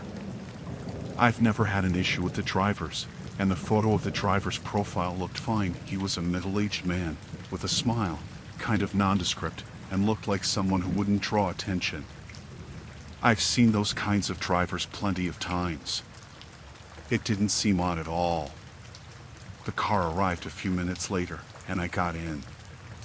Right away, something felt a little off. The guy didn't look exactly like the photo on the app, but it wasn't something I could put my finger on. It was subtle, like maybe the angle of the photo or the lighting was different, but he still looked like an older man, so I just figured it was him and didn't think too much of it. "Where are you headed?" he asked in a calm, even voice. "Just to the hotel down by the main street," I said, giving him the address. He nodded and started driving. The ride was normal at first. He didn't talk much, which I didn't mind. I wasn't in the mood for conversation, just wanted to get home. The drive from the party to the hotel wasn't far, about 15 minutes at most. I expected to be there in no time. But as we kept driving, I started noticing that we weren't heading in the right direction. I checked my phone to make sure the GPS was still following the route, and it was, but we were on a road that wasn't the main highway. We were heading farther away from the city. My hotel was near the city center, but I didn't recognize the roads anymore. "Are you sure this is the right way?" I asked, trying to sound casual. "My hotel's back in the city." He glanced at me through the rearview mirror, his eyes just a little too quick, like he was measuring how much he could say. "Yeah, don't worry, it's a shortcut," he replied. His tone was steady, but it didn't feel reassuring. It almost felt too smooth, too rehearsed. I wasn't immediately alarmed, but I started feeling uneasy. The city lights had long faded behind us. The further we went, the more desolate it felt.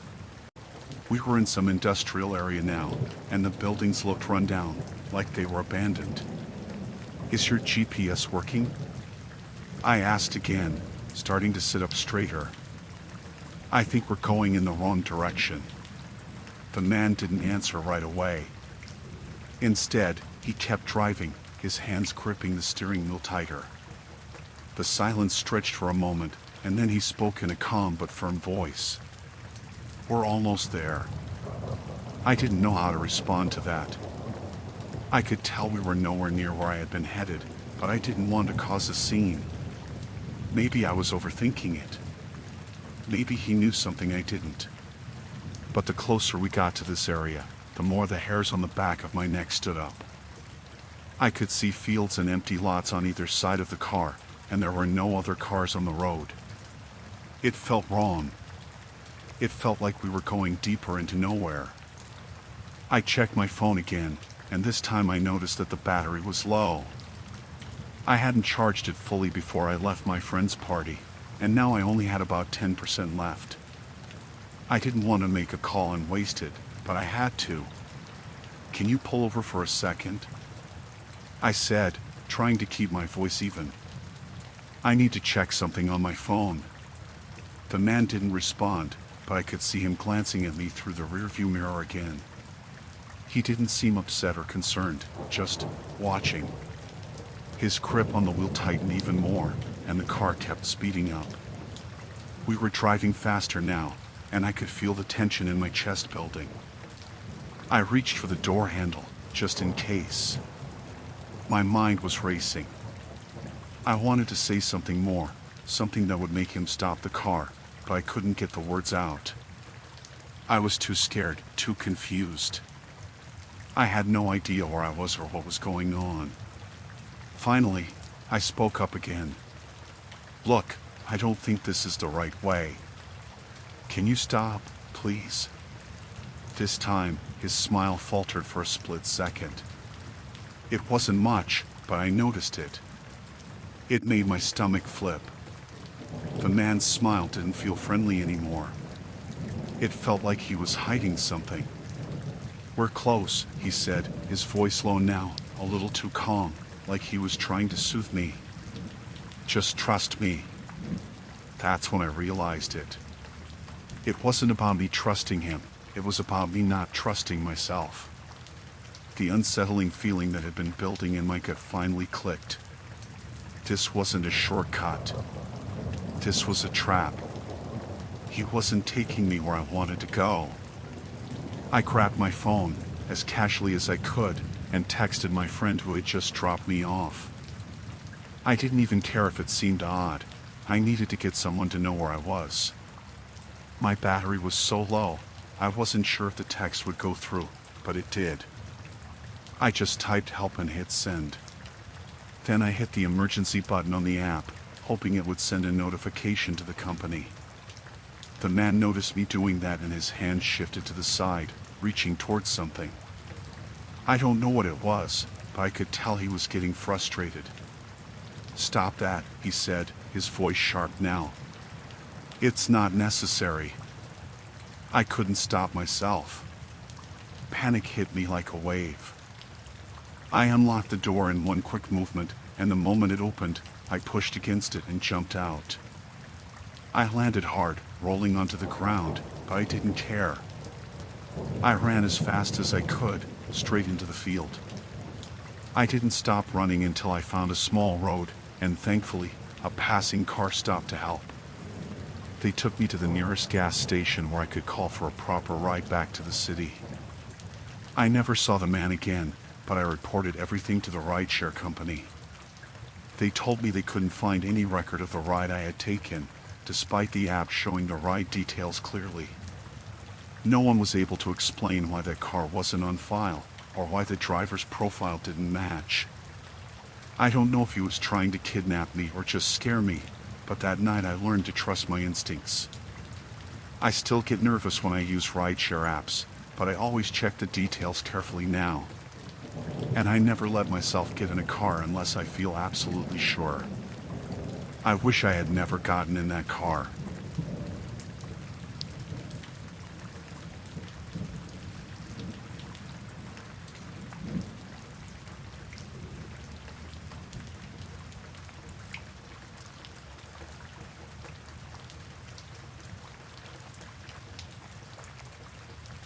I still can't shake the feeling that something was wrong that night. It happened about a month ago, after a night out with a few of my friends. It was just supposed to be a fun evening, a break from the usual grind, a simple night out at a bar, laughing and catching up. There were 5 of us, me, Sarah, Mark, Lily, and Ben. We've all known each other for years, but lately, life had gotten busier, and we hadn't hung out like this in a while. We decided to keep it low-key, grab some drinks, and take a walk afterward to sober up a bit before heading home. Nothing special, just a regular Friday night. After we left the bar, we made our way to a small park nearby. It was quiet, the kind of place you could get away from the noise of the city. We sat down on one of the benches, talking and laughing about everything and nothing at all. It was late past midnight, I think, but we weren't ready to call it a night.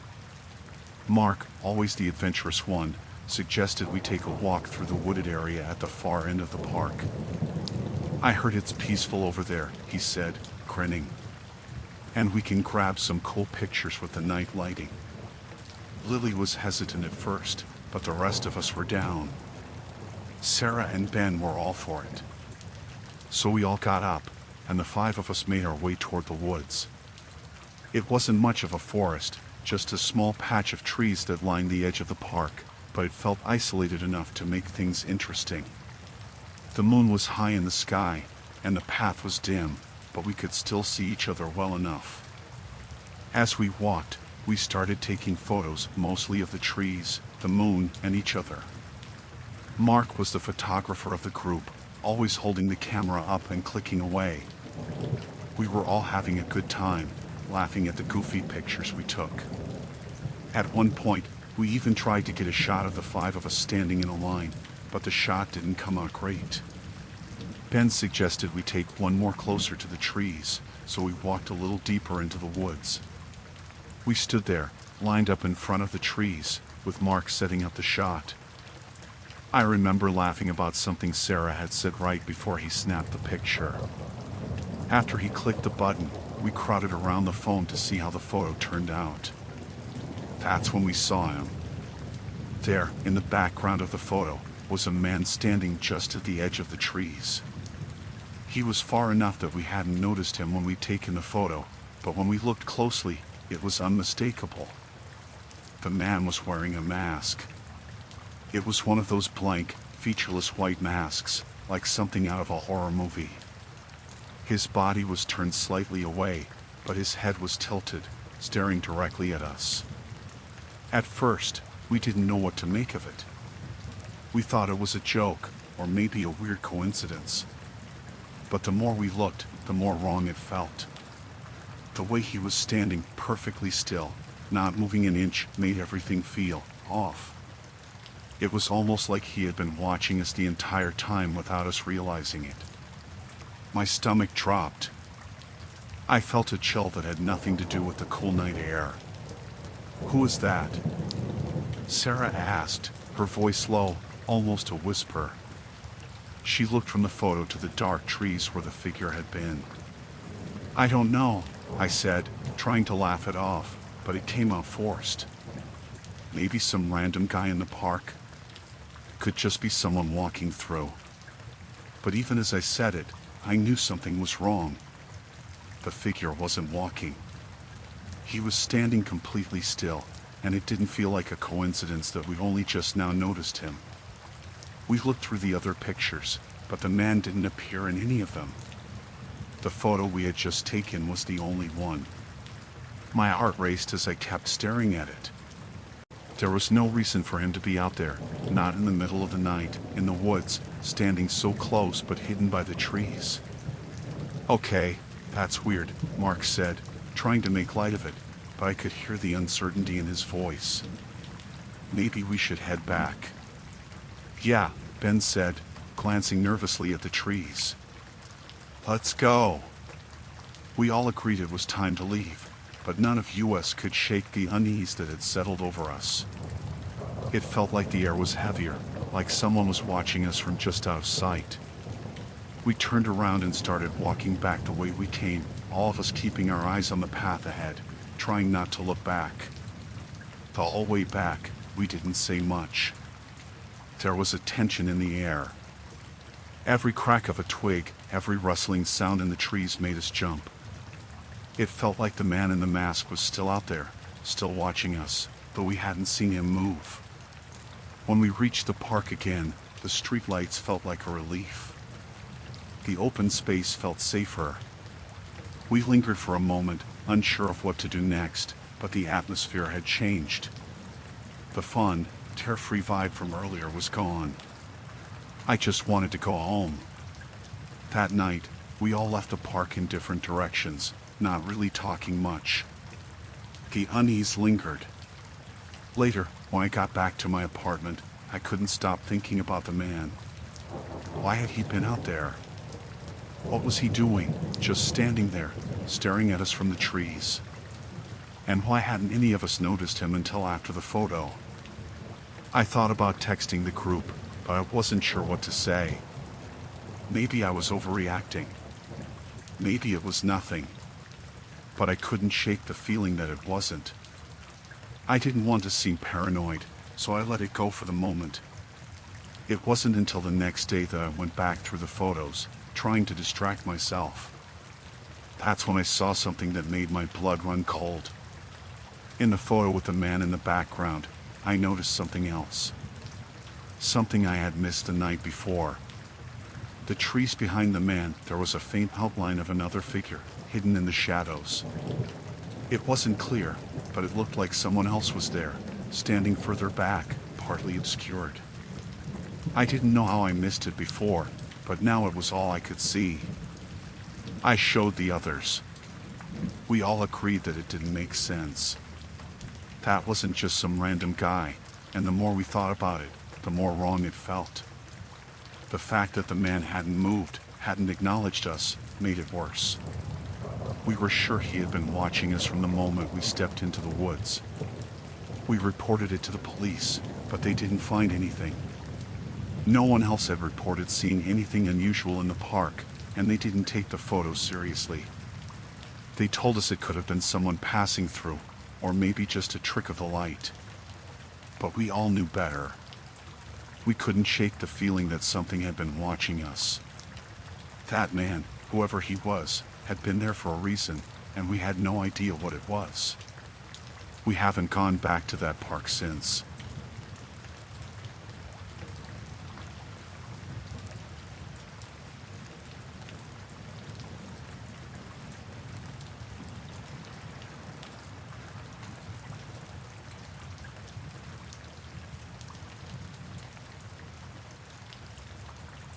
It started like any other week. I'd been living in the same quiet neighborhood for about a year, and honestly, I liked the routine. My job kept me busy, but I had a pretty simple schedule. I'd wake up at 6, leave for work by 7:30, come home around 6 in the evening, grab a bite, and then spend the night either watching TV or reading. Pretty standard stuff. One morning, I noticed something strange while I was walking back to my house from the mailbox. It was just a small, crumpled piece of paper, lying on the ground near the edge of the curb.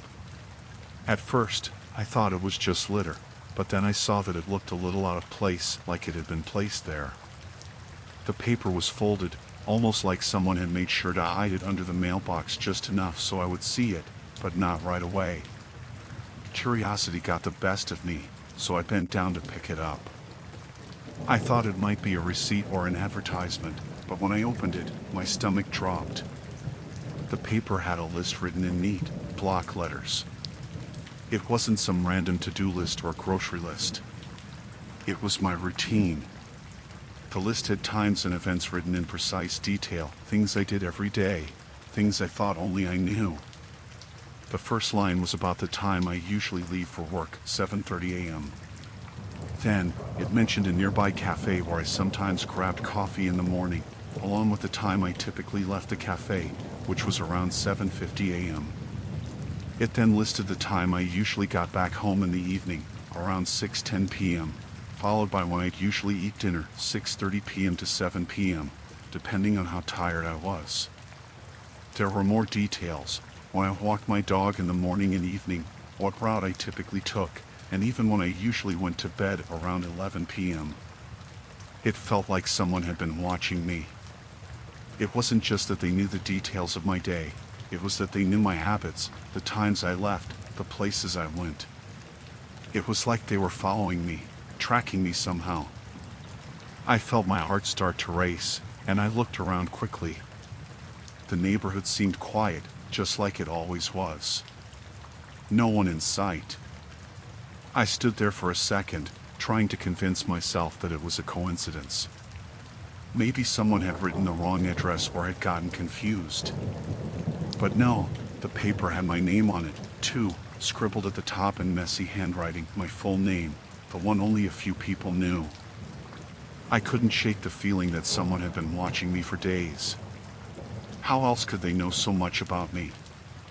How else could they know my schedule down to the minute? I tucked the paper into my pocket and rushed inside. I needed to process what had just happened. I locked the door behind me, took a deep breath, and immediately called my friend, John.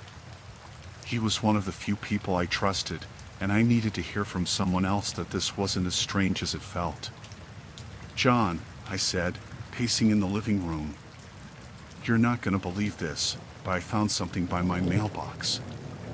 It's a list of my daily routine. It has everything on it, like when I leave for work, when I get home, where I eat, even when I sleep. It's like someone has been watching me." He was quiet for a moment, and then he laughed. "Okay, that's weird. Are you sure it's not a prank?" "I don't know, man. It doesn't feel like a prank. It feels real. Like someone has been following me." I could hear the unease in his voice now. "Have you checked your house? Any signs of a break-in?" I walked around the house, checking the windows and doors. Everything was locked as it should be. I checked the back door, then the windows in the kitchen, the bedroom, and the living room. Nothing looked out of place. But it didn't feel right. It felt like there was someone just out of sight, waiting. "Everything seems fine," I told John, but I wasn't convinced. "I'm gonna call the police." John agreed that I should, so I dialed the non-emergency line and explained what had happened. The dispatcher was calm but not particularly helpful. She told me that I should keep an eye out and report anything suspicious. The officer would come by to take a look, but she didn't seem too concerned. I felt a little more unsettled after that conversation. For the rest of the day, I kept to myself. I didn't leave the house. Every sound made me jump. Every time I heard a car drive past, I wondered if the person who'd left the note was still nearby. I didn't know if I should go out and confront whoever it was, or if I should just call the cops again. But no one came by to help, and I was too scared to leave the house. That night, I locked all the doors, checked the windows again, and set up a chair by the door, hoping to hear anything unusual. I couldn't sleep. I stayed up all night, listening to the sound of my own breathing, my heartbeat, and the occasional car passing by on the street. But there was nothing else. The next morning, I walked out to check my mailbox again. I was expecting something, another note, another sign that someone was still watching me. But there was nothing there. I looked around, half expecting to see someone standing in the street, but it was empty. Silent. I didn't feel better, though. I didn't feel like I had any answers. The note had been left so deliberately, so carefully. Whoever it was knew exactly what they were doing. The next few days passed without incident. I didn't find anything else near my mailbox. I tried to return to normal, but I kept thinking about that note. Whoever it was, they hadn't given up. They were still out there, watching. Then, for days after the note was left, I received a strange text message. It was just a string of numbers, the time I left my house for work that morning. I didn't recognize the number. I stared at the screen, a cold sweat crawling over me. I deleted it immediately and blocked the number. But I knew, deep down, that this wasn't over. Whoever had been tracking me was still out there, and they hadn't lost interest. I haven't found any more notes, but I'm always looking over my shoulder now. I've changed my routine just a little bit, but I still feel like I'm being watched. Every car that slows down in front of my house makes my heart race. Every person I pass on the street feels like a potential threat. I wish I could say I'm no longer worried, that the whole thing was just some mistake or prank, but I know it wasn't. The person who left that note knew too much. They knew my life. And I have no idea why. But I don't think I'll ever forget it. Every time I check the mailbox, I can't help but feel like someone is still out there, watching.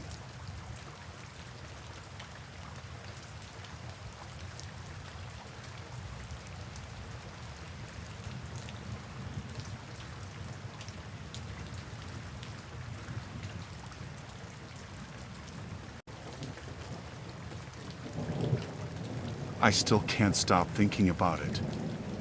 I've worked at the gym for about 2 years now. It's a small, local place, nothing fancy, just a few machines, some free weights, and a handful of regulars. We get the occasional drop-in for a day or two, but mostly it's the same people, the same faces. I know most of them by name, and I've always thought of it as a pretty safe, predictable environment. That was until one morning, when I was closing up for the night, and I found that bag.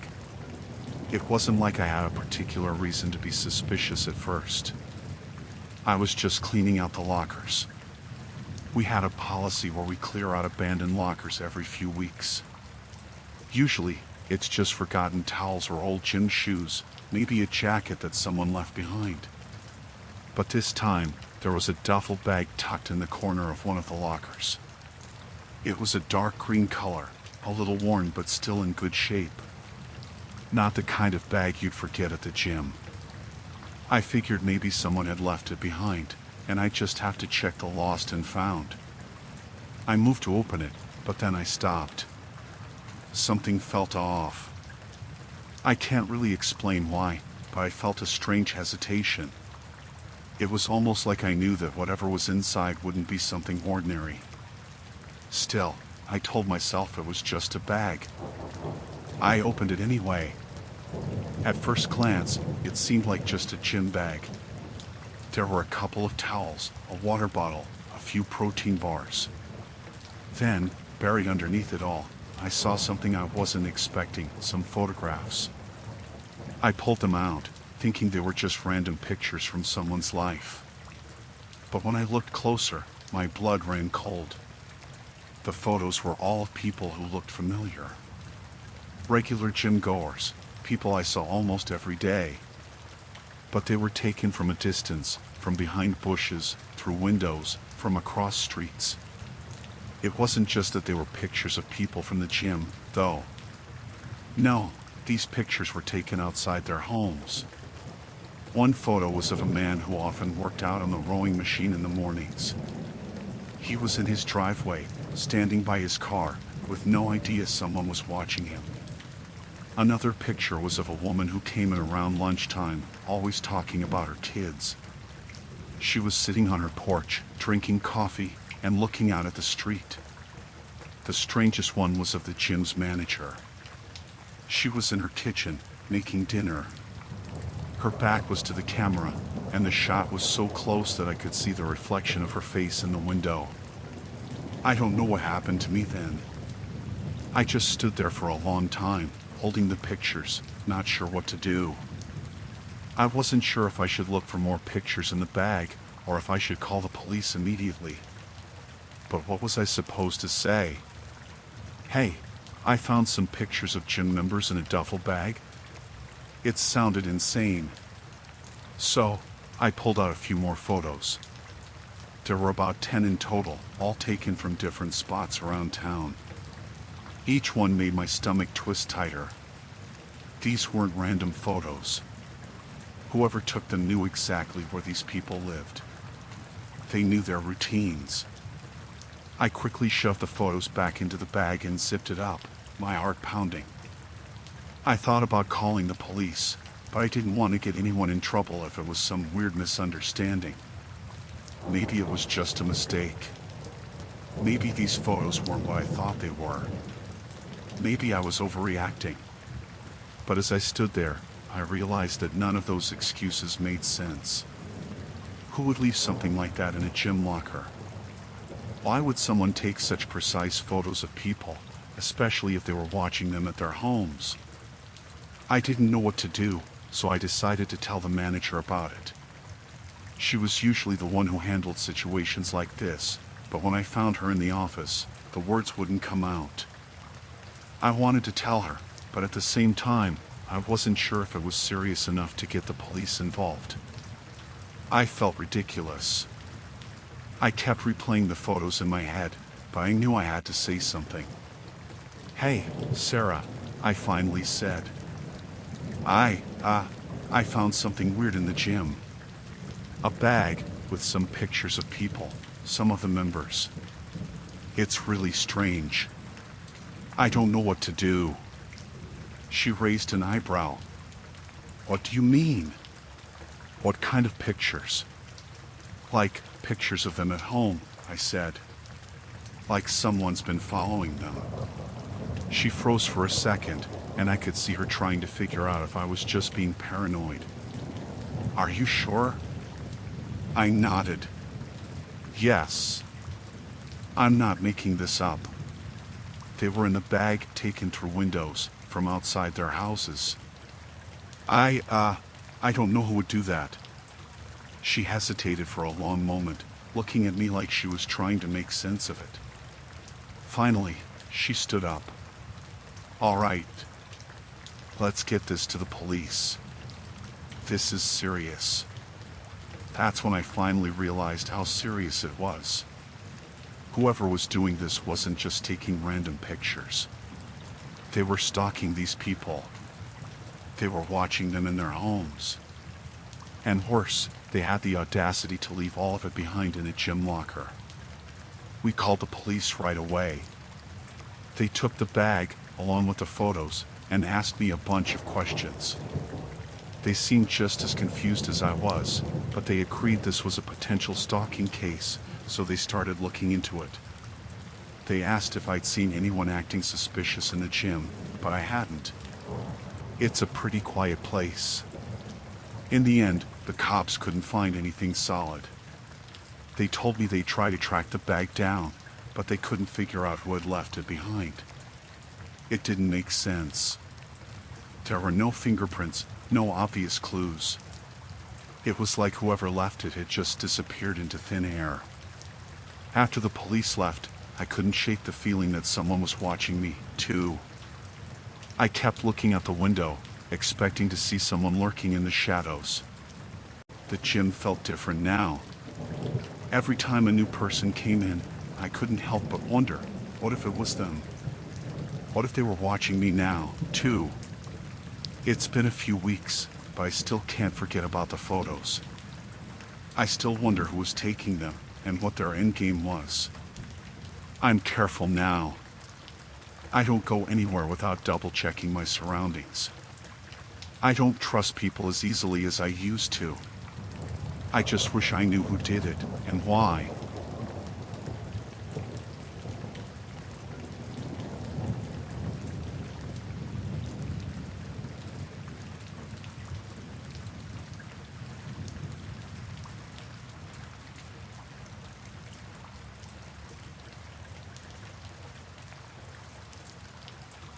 My girlfriend, Clara, and I were looking forward to a weekend getaway.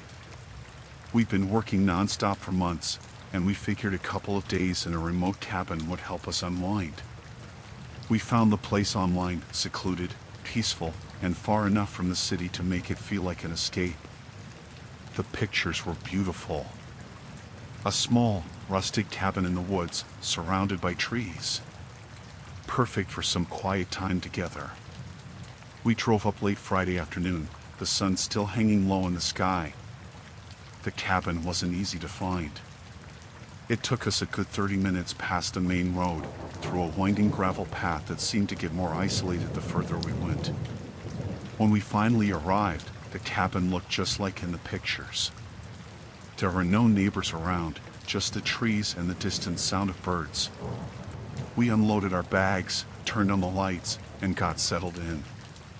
The place was cozy, maybe a little old-fashioned, but it had everything we needed: a small kitchen, a living room with a fireplace, and a couple of bedrooms.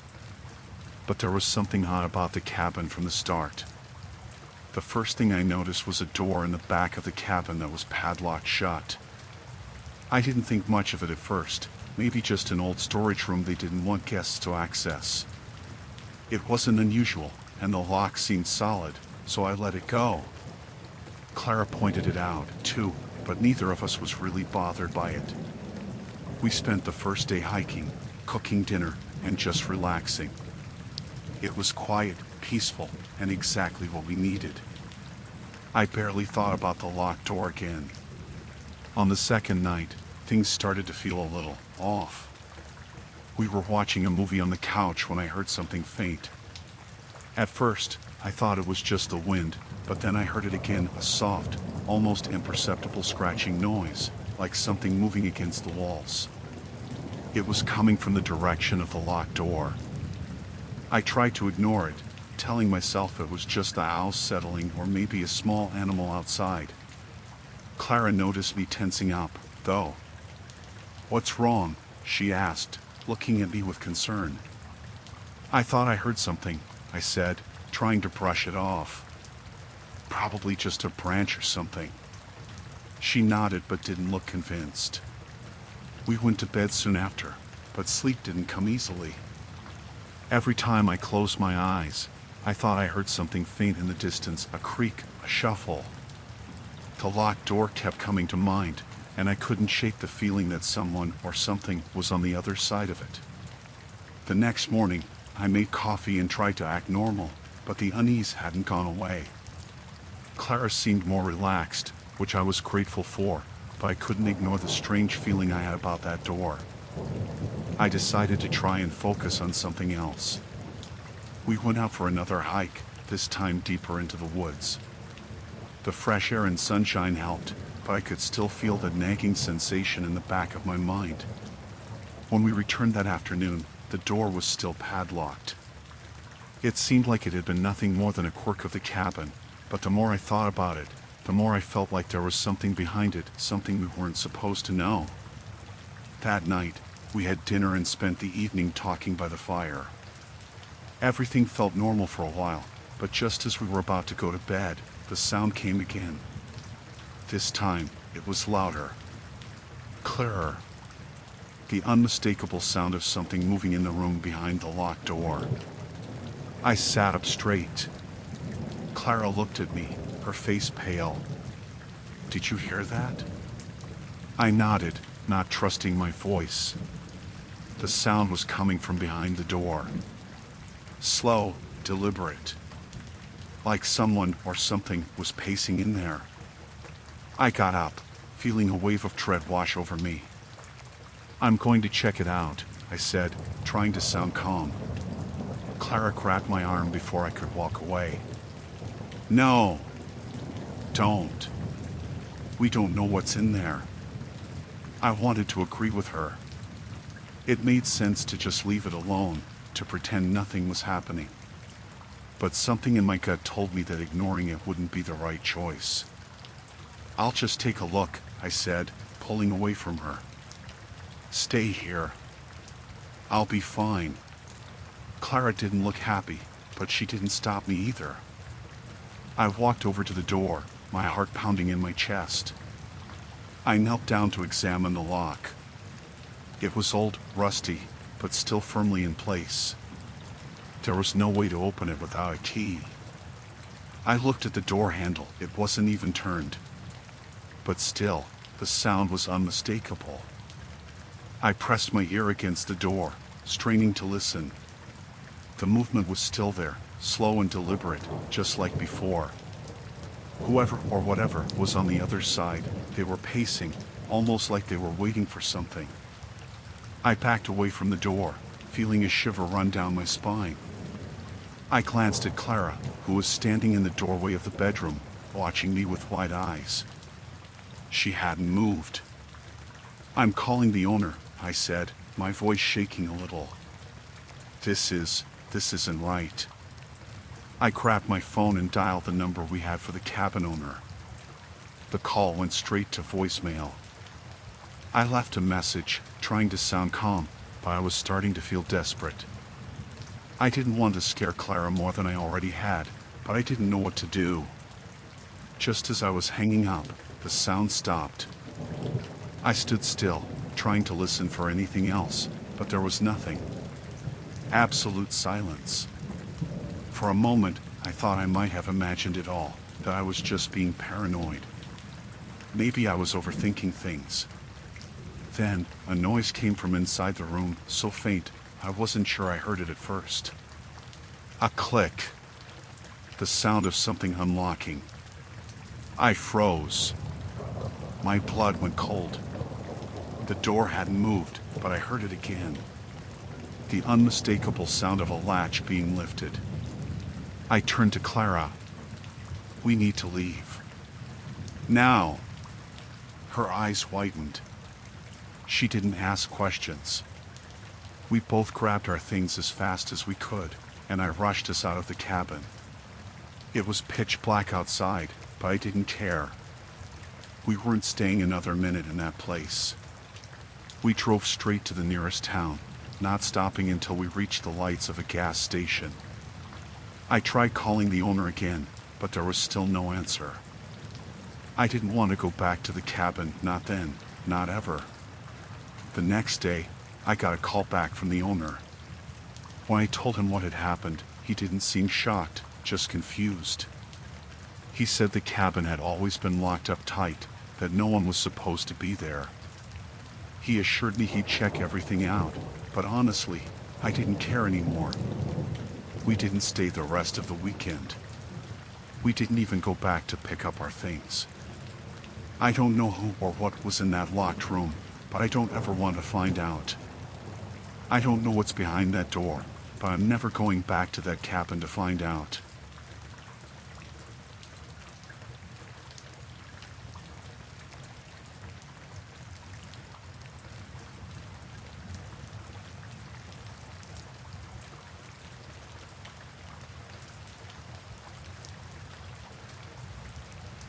I was driving alone on a rural highway late at night. The kind of road where there's nothing for miles except trees and the occasional distant house. I had been driving for hours, heading home after visiting some friends, and I was exhausted. The clock on my dashboard read 2:37 a.m. when I first saw it. At first, I thought it was a person lying in the middle of the road. The shape was oddly human, stretched out like someone had collapsed or was in distress. I didn't think twice. I slammed on the brakes, my heart pounding. The headlights of my car illuminated the figure as I came to a stop. I got out of the car, a bit hesitant but with good intentions. I couldn't just leave someone lying there, not in the middle of nowhere. Maybe they'd been in an accident or needed help. When I got closer, though, something didn't sit right. The figure wasn't moving, but I thought maybe they were unconscious or hurt. I took another step forward and leaned over. That's when I saw it. It wasn't a person at all. It was a mannequin. A perfectly made mannequin, dressed in ragged clothes. It was positioned like someone had fallen, but its stiff, plastic limbs gave it away. It wasn't real. My breath caught in my throat, and I took a few steps back, suddenly feeling foolish for even considering it might have been a person. I was about to turn around and head back to my car when I heard something. A faint sound, like the crunch of leaves underfoot. My heart dropped. I froze, my body stiffening. I didn't want to turn around. I couldn't bring myself to do it at first. But then the sound came again, closer this time. Footsteps. I whipped around and saw nothing. No one was there. My mind raced. I was alone. I had been alone. The road was empty, nothing but trees and darkness in every direction. But still, the footsteps continued, soft at first, but then louder, almost purposeful. I slowly backed toward my car, my breath quickening. The sound of the footsteps grew louder, as if someone was walking behind me. I couldn't see them, but I could hear them. I turned around again, and this time, I was sure of it, there was a figure, just outside the reach of my headlights, standing in the shadows. It was too dark to make out any features, but the silhouette was unmistakable. A person. A man. I didn't know if he had been watching me or if he had appeared out of nowhere, but I felt my heart race as I took another step back. "Hello?" I called out, my voice shaky.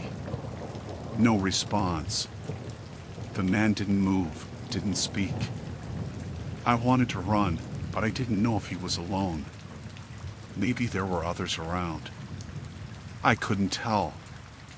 I kept backing up until I reached my car door, fumbling with the handle. My fingers felt slick with sweat as I finally managed to yank it open.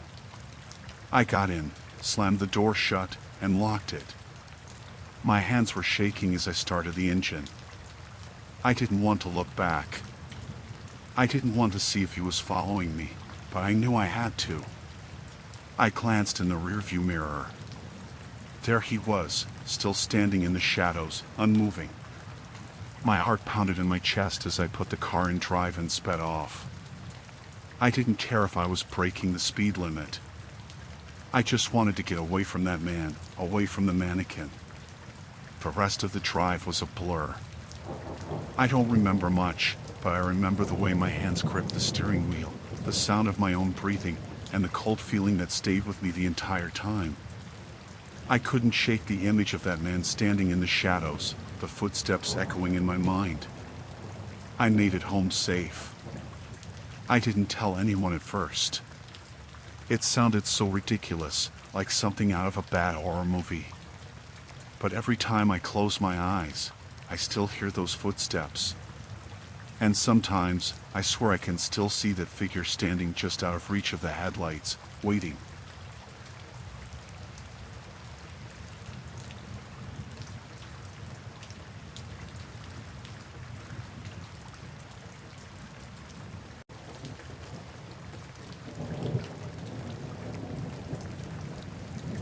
I don't know why I never thought to be more cautious. Maybe I was just desperate for a new phone, or maybe I was just trusting by nature. I was in a bit of a financial pinch and couldn't afford to buy a brand new phone, so when I saw one on an online marketplace at a price that seemed too good to pass up, I jumped on it.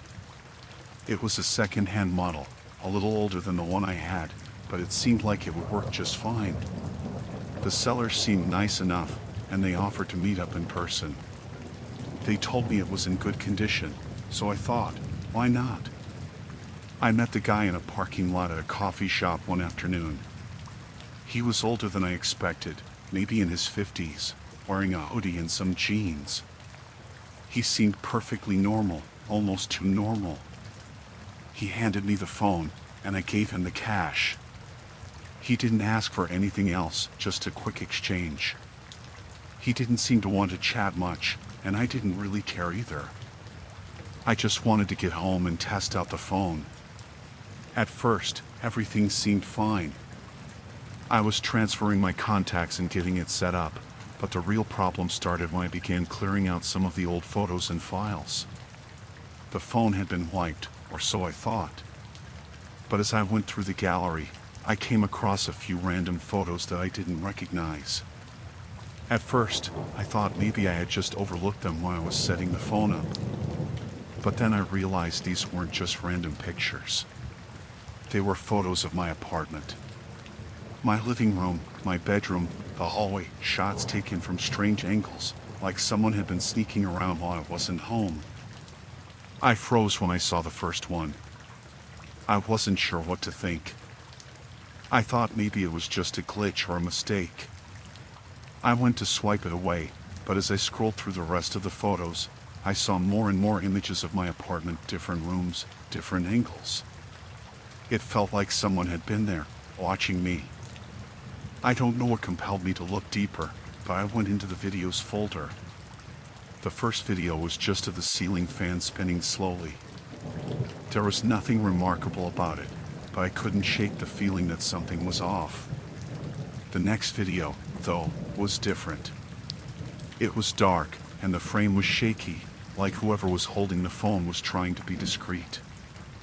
I could make out shapes in the dark, the outline of my bed, and then the sound of soft breathing. I could hear the faint sound of my own breathing. The video was of me sleeping. I sat there staring at the screen, my heart pounding. My mouth went dry. The video wasn't just a random clip. It was a recording of me, lying in my bed, asleep. The person holding the phone zoomed in at one point closer to my face, and I could see the shadows of my own features in the low light. I wasn't sure if I was in shock or if my brain just couldn't process what was happening. I kept watching the video. The next one was almost the same, just a different night. And then another one. I watched as, in each of the videos, I lay unaware that I was being watched, filmed, while I slept. I felt sick to my stomach. I wasn't alone when I slept. Someone had been in my apartment. They had been standing there, filming me, night after night. I couldn't fathom it. I wanted to tell myself it was a mistake, that the previous owner had somehow gotten the wrong phone or there was some sort of explanation.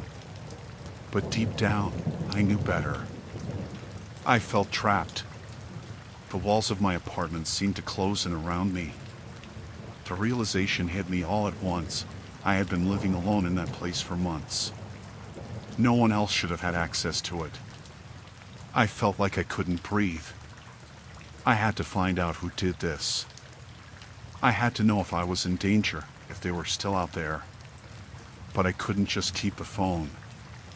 I couldn't risk it, so I did what any normal person would do. I contacted the police.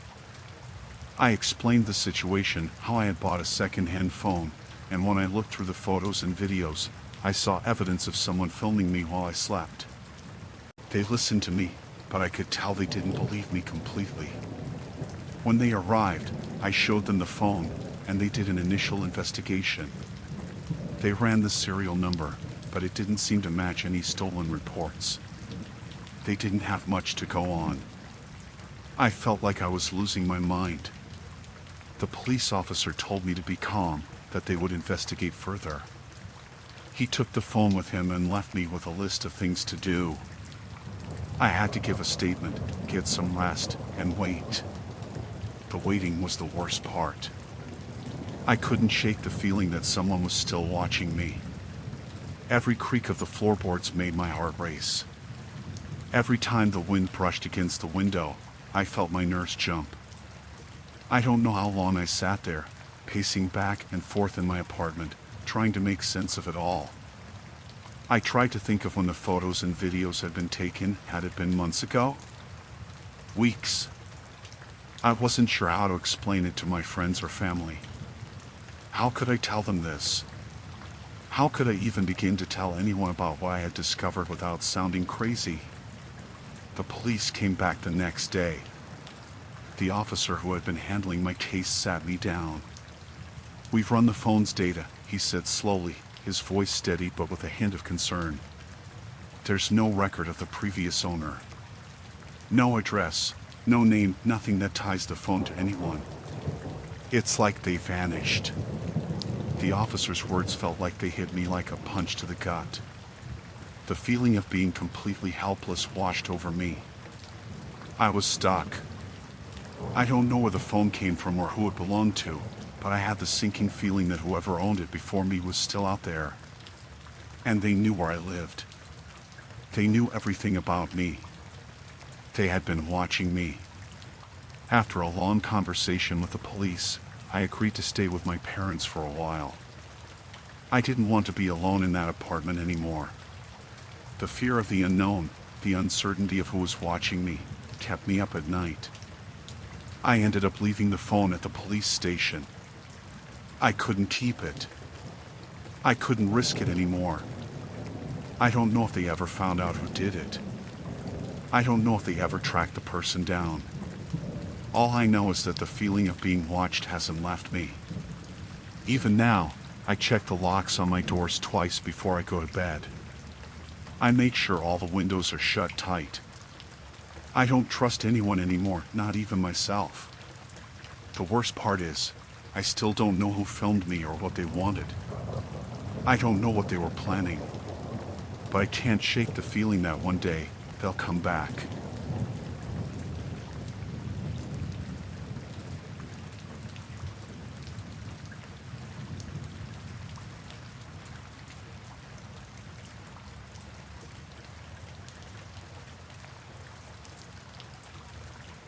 I went to see an apartment last week. It was listed online, and the price seemed decent for the area. I'd been looking for a while, and this one was in a good neighborhood. It was a sunny afternoon when I arrived, and everything seemed normal. The address checked out, and the building was in decent shape. The landlord, or the man who claimed to be, greeted me outside.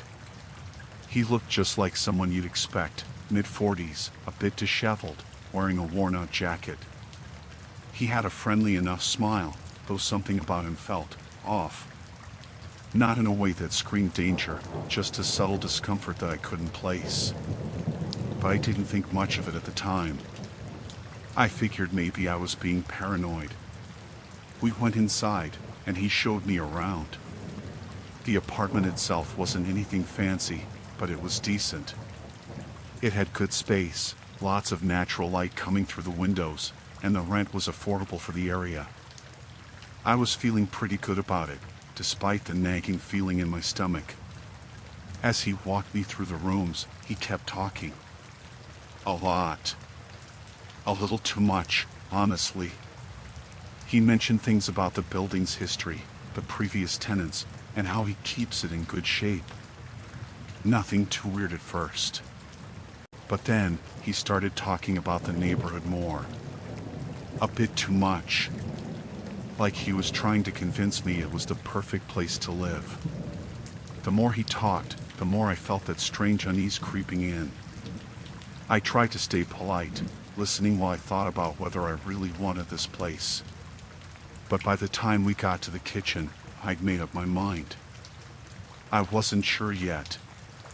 I needed time to think. I couldn't just make a decision like that. "Thanks for showing me around," I said, glancing toward the door. "I think I need some time to think about it. I'll let you know later." The moment I said that, I saw something shift in his face. It wasn't obvious, but there was a change. His eyes tightened, his smile faded just a little. Of course. But you're sure you want to think it over?" "It's a great deal." "It'll go fast," he said, the tone in his voice suddenly colder than before. I wasn't sure why, but I started feeling like I was being cornered. Not physically, but mentally. He was blocking the doorway now, standing between me and the exit. I felt a sudden rush of panic, but I didn't want to seem rude. Maybe I was overreacting, right? I just want to be sure. "I've looked at a lot of places," I said, trying to stay calm. He nodded but didn't move.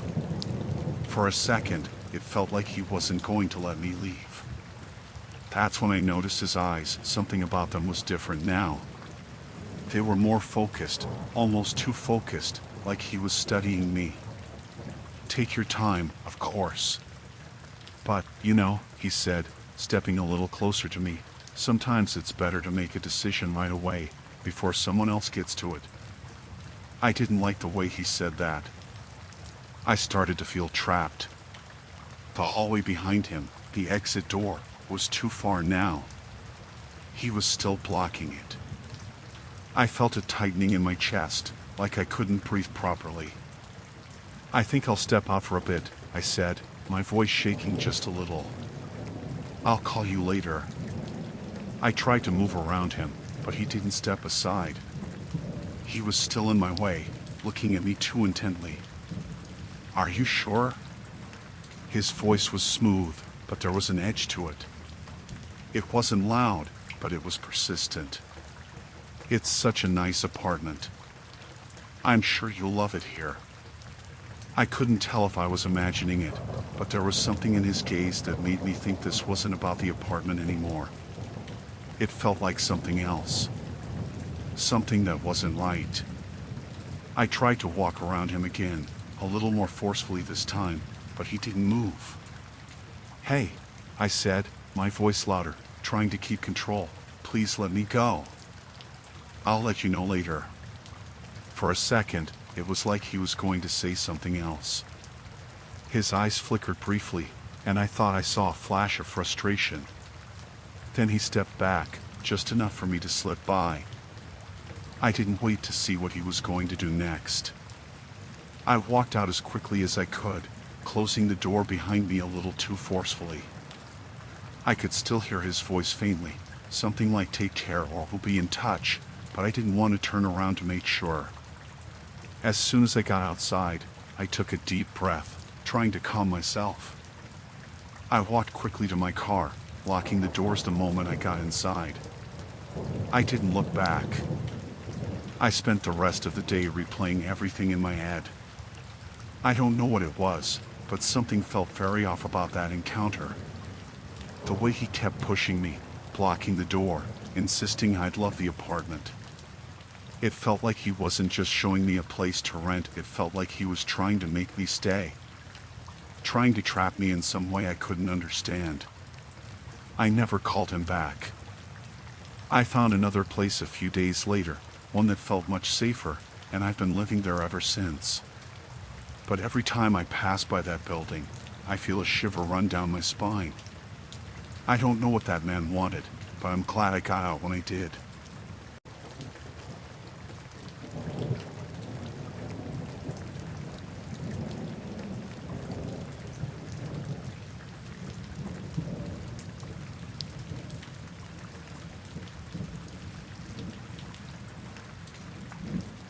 I wasn't expecting to find anything out of the ordinary that morning. It was just a simple walk through the park. I like going early, before it gets crowded, when the air is still cool and everything feels calm. It's a good way to clear my head. I'm not the type to run or jog, but I enjoy a good, quiet walk with a coffee in hand. The park was pretty much empty that day, save for a couple of joggers in the distance and a few people walking their dogs. The sun had barely risen above the trees, casting a soft light over the benches and paths. It was peaceful, just the way I liked it. I was heading down my usual route near the lake when I saw it, a backpack sitting on a bench all alone. I've always been the type to look out for lost items, especially in public places. Maybe it's because I know how stressful it can be to lose something important, like a wallet or a phone, and I'd hate for someone to go through that. I walked over to the bench, thinking I'd find something innocuous. Maybe some school books or a jacket someone had forgotten. But when I picked it up, I noticed how heavy it felt. Not just heavy, though, it felt odd. There was something about it that made me pause. The straps were perfectly aligned, and it was sitting so neatly on the bench that it didn't look like it had been casually discarded. It almost seemed like someone had placed it there intentionally. I figured I'd check inside, just to make sure it was truly abandoned, and there wasn't anything personal in it. Maybe there was a wallet or ID so I could contact the owner. The zipper was a little stiff, but it opened easily enough. Inside, I found a few things that seemed normal: a water bottle, a couple of notebooks, some snacks, nothing unusual. But then I saw something that made my stomach twist. There was a small, unmarked envelope at the bottom. It wasn't sealed, just folded over once. I pulled it out cautiously, trying not to get too curious. I didn't want to pry, but I couldn't help but wonder what it was. As I unfolded it, I noticed the handwriting on the front neat, almost professional looking. It didn't say anything except for a name, Jonas. The name didn't mean anything to me, but still, something about it made me feel uncomfortable. I'm not sure why, but I quickly folded the envelope back up and placed it back into the bag. The rest of the items seemed entirely ordinary, so I decided to take the backpack to the lost and found, as I usually do when I find something like this. I stood up to leave the bench, holding the bag by the straps, when I heard a voice behind me. "Hey! That's mine. What are you doing with my bag?" I turned around, startled. A man, probably in his mid-30s, was standing a few feet away. He was tall, wearing a black hoodie and sweatpants. His expression was tense, and he was staring right at me, his eyes hard. I froze for a moment, confused. "Ah, sorry, I didn't mean to take it," I said, holding up the bag. "I found it here on the bench." I was going to take it to the lost and found. The man took a step forward, his eyes narrowing. "No, that's my bag. You're stealing it. Give it back." I blinked, thrown off by his response. "What?" "No, I'm not stealing it." "Give it back," he interrupted, his voice louder now, drawing the attention of the few people walking by. "That's my property. You can't just take things that aren't yours." I tried to stay calm, still holding the bag out in front of me. "Look, I wasn't trying to steal it. I found it on the bench, and I was just going to turn it in." The man took another step forward, closing the distance between us. His face had become flushed, his eyes wild. "No, it's mine. You don't know what's in there, but it's mine. You have to return it." I wasn't sure what to do. Part of me was starting to feel a little intimidated, but at the same time, something didn't sit right with me about his behavior. Why was he acting so frantic? People don't usually get that worked up over a bag, especially if they've left it unattended. But I wasn't going to give him the bag without some explanation. "I'm not giving it to you without knowing why you're so upset," I said, my voice steady, but a little more firm now.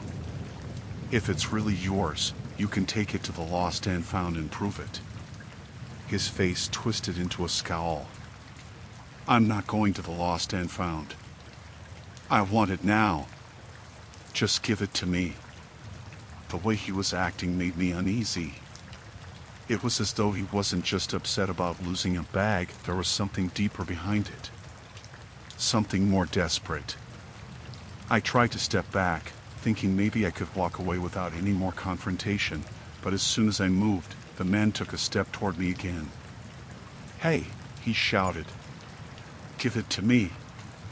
You have no right to take it." His voice had started to raise to an almost shouting level, and I could see some of the people walking past us now turning to look. I didn't want a scene, and I didn't want to provoke him further, but I also didn't want to hand the bag over to someone who might not be the rightful owner. I glanced around, hoping someone might step in, but the few people nearby were just standing there, watching. "I'm just going to take it to the lost and found," I said, my voice barely a whisper, but I wasn't sure if I was trying to convince him or myself. The man's expression twisted with fury, and for a moment, I thought he might lunge at me. Instead, he stepped back, taking a deep breath like he was trying to control his anger. "You don't know what you're messing with," he said, almost to himself. "You have no idea who you're dealing with." I felt a chill crawl down my spine. What did that even mean? Was this just some crazy guy, Or was there something more sinister going on? My heart was racing now, and I couldn't shake the feeling that something was off about the whole situation. He stepped back again, eyes never leaving me, and then he said something that sent a shiver through me. "You don't understand. You have to return what's mine." And with that, he turned and walked away, disappearing into the park. I stood there for a long time, unsure of what had just happened. I thought about following him, reporting him, or maybe just finding a police officer. But the more I thought about it, the more I realized that I had no solid proof he was even the rightful owner of the bag. I didn't know if it was his or not. And I couldn't shake the feeling that if I had handed it over to him, something worse might have happened. I decided not to take any chances. Instead of going straight to the lost and found, I left the park and went to a nearby cafe to sit for a while, trying to calm down. I left the backpack in the back seat of my car, unsure of what to do next. I never went back to that park. I never saw that man again, but every time I pass that bench, I can't shake the feeling that I missed something important. And part of me wonders what was in that bag. What did he want so badly that he was willing to make such a scene? I can't help but think it was something more than just a simple backpack.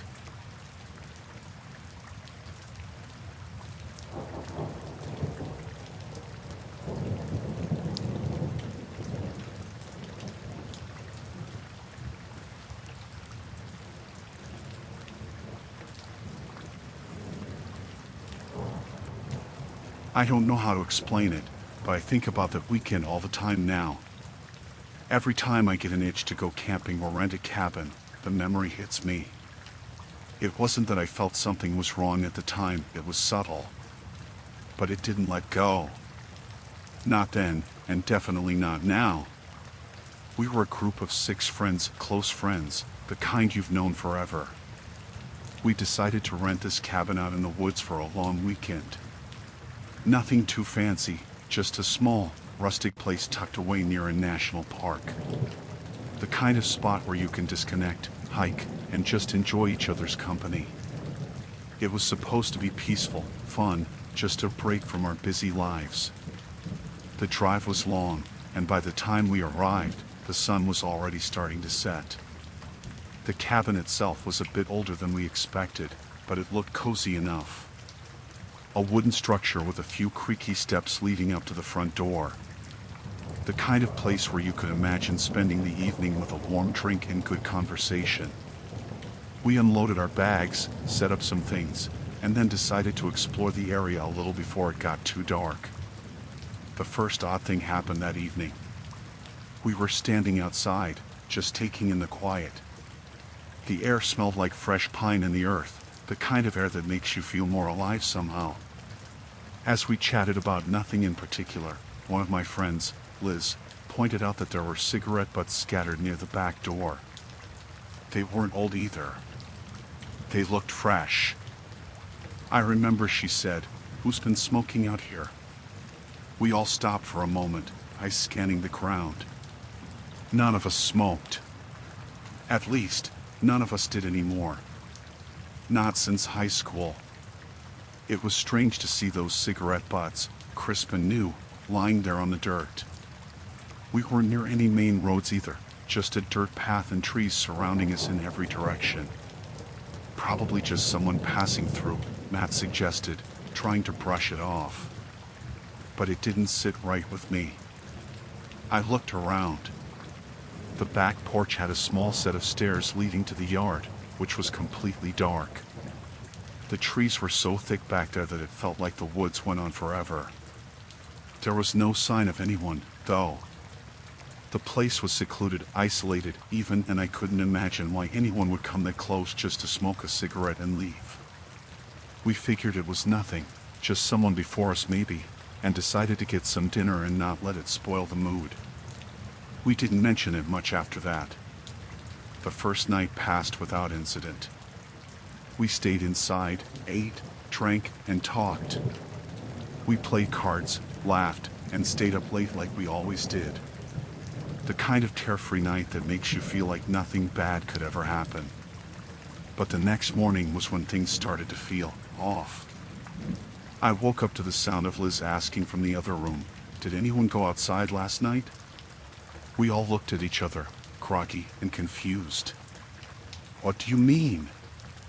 I asked.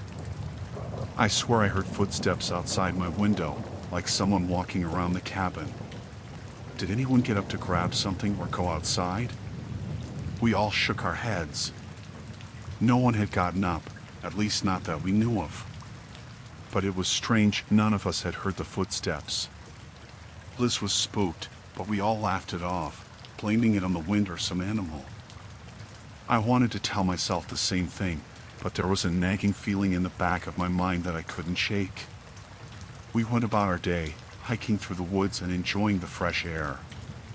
But as we came back in the evening, there was something else that made my stomach twist.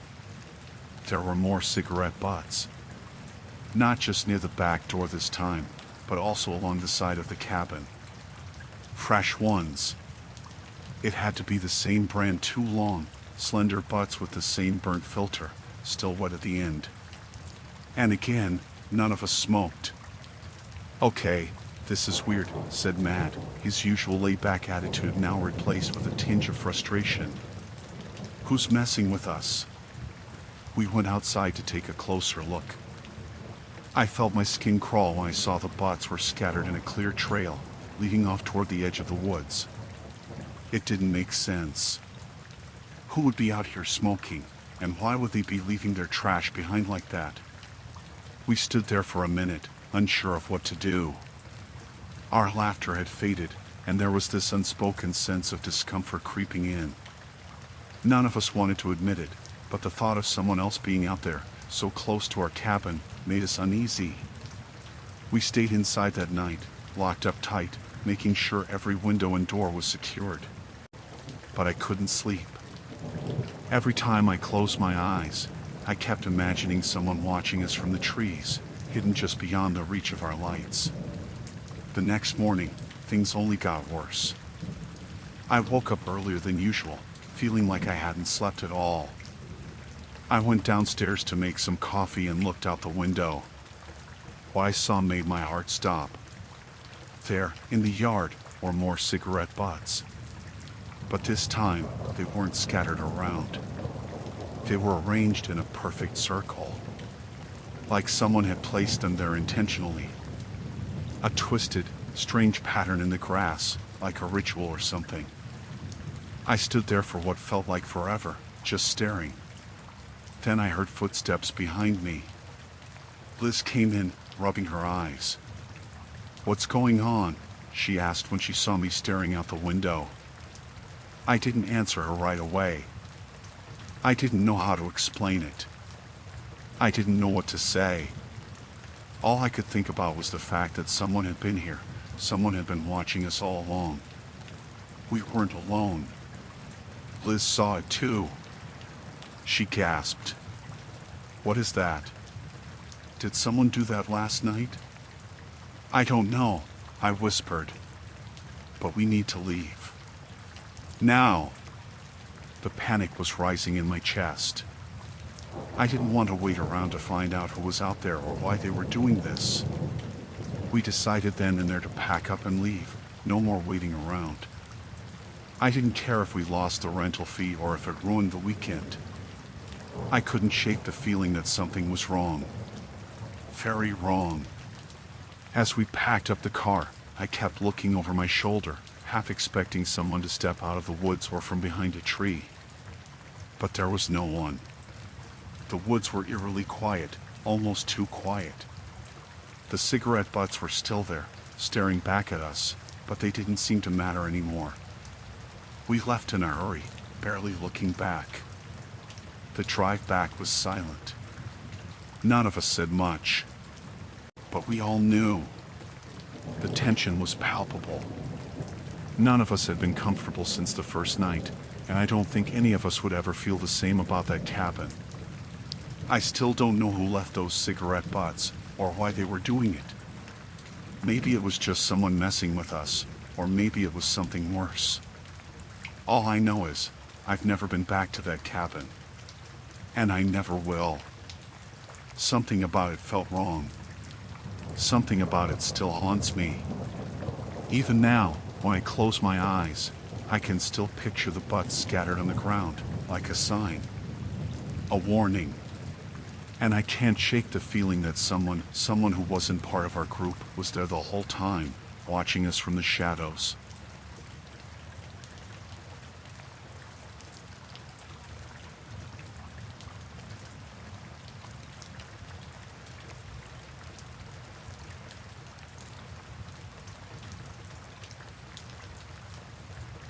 It was supposed to be a relaxing solo getaway. I had booked a room at this small hotel in the mountains, away from the hustle and bustle of the city. I wanted some quiet time to read, reflect, maybe take a hike or two. The place was a bit old, but it had good reviews and seemed like the perfect spot for a peaceful retreat. When I checked in, the receptionist, a young woman with pale skin and dark circles under her eyes, greeted me with a smile that didn't quite reach her eyes. She was polite but didn't say much beyond the essentials, like where my room was and what time breakfast was served. It wasn't anything strange, just a bit of a weird vibe. I brushed it off. It was late, and I was tired. I went up to my room, unpacked a little, and decided to take a shower. The water pressure was strong, which was nice. When I stepped out, wrapped in a towel, I glanced out the window. The view was beautiful, mountains stretching out far and wide. It was everything I had hoped for. I got dressed, made myself some tea, and settled in with a book. I wasn't expecting much excitement, but around 9 p.m., I heard a knock on the door. A soft knock, almost tentative. I figured it was probably just housekeeping, but when I opened it, there was no one in the hallway. I stepped out and looked both ways. Nothing. I shrugged, thinking maybe I had imagined it. I went back inside and locked the door. It wasn't long before I heard another knock, this time louder, more deliberate. I opened the door again, and this time, there was a man standing there. He wore a staff uniform, though it was slightly different from the usual hotel attire. His name tag read Eric. "I'm just checking in to make sure everything is all right," he said, his tone calm but distant. I was confused. "Everything is fine, thank you. Is there a problem?" He shook his head, but the way he didn't move, just stood there, made me feel uneasy. "Just making sure you're okay. It's part of our policy to check in with guests late at night, for your safety." I didn't think much of it, though it seemed a bit odd. "All right, well, I'm fine. Thanks." I started to close the door. He didn't move. "I'll be checking back later," he said before walking away. I frowned, watching him disappear around the corner of the hallway. That had been strange, but I figured he was just doing his job, even if the timing was off. I locked the door and went back to my book, though I kept glancing at the clock. It was getting late. An hour passed, and the next thing I knew, there was another knock. My heart rate picked up a little. It was Eric again. I opened the door a crack. "I'm just making sure you're all right," he said, his face slightly closer than before. I could feel his breath. "I'm fine, thank you," I said, closing the door a bit faster this time. This time, I made sure to lock the deadbolt before sitting on the edge of the bed. I felt uneasy, but I tried to calm myself. Maybe this was just an overzealous employee, or some weird hotel policy. Whatever it was, I wasn't sure, but it was creeping me out. It wasn't long before there was another knock, this time more insistent. I jumped up, heart racing, and opened the door again. Eric was standing there again. This time, he didn't smile, and his eyes seemed almost empty. "I need to check on you again," he said, his voice softer, almost a whisper. "No," I said, standing firm, feeling a surge of fear. I'm fine. You've already checked. Please leave me alone. He didn't move. I'm just making sure you're safe. I stepped back. I'm safe. I don't need you to check on me again. For a moment, we just stood there, staring at each other. His expression was unreadable. I quickly slammed the door shut and locked it again. This time, I felt a rush of panic. I called the front desk, my hands trembling. I'm sorry to bother you, but there's someone here, one of your employees. He keeps knocking on my door late at night, saying he's checking on me, I said, trying to keep my voice steady. There was a long pause on the other end of the line. Then, the receptionist spoke. I'm sorry, ma'am, but no one is scheduled to check on guests tonight. That sent a chill down my spine. He's in a uniform, I said, my voice shaking. His name is Eric. He's been knocking on my door for hours. Another pause. I'm sorry, ma'am. I'll send someone up right away to check on it. I didn't feel reassured. In fact, I felt even more anxious. Why had they said no one was scheduled for that if I had seen Eric with my own eyes? I waited, eyes fixed on the door. I tried to calm myself, but the moments stretched on. Minutes turned to half an hour. There was no knock. No staff member came to my door. Eventually, I grew brave enough to venture out into the hallway. It was quiet. Too quiet. I moved cautiously toward the elevator, my footsteps echoing on the hardwood floor. As I passed the reception area, I noticed the receptionist was nowhere to be found. The lobby was empty. I ran to the back exit, my heart pounding. My car was parked outside. I didn't know what was going on, but I wasn't about to stick around and find out. As I reached the exit, I glanced back up at the window to my room. The curtains were drawn open. And there, standing right behind the glass, was Eric, his face pressed up against the window. I rushed to my car, hands shaking as I started the engine. I didn't look back. I didn't care if the hotel was just a few miles out of the city. I wasn't going to stay there for another minute. I drove for what felt like hours, only stopping when I reached a well-lit, crowded highway. I never went back to that hotel. I don't know what would have happened if I stayed, but I'm pretty sure Eric wasn't really there to check on me.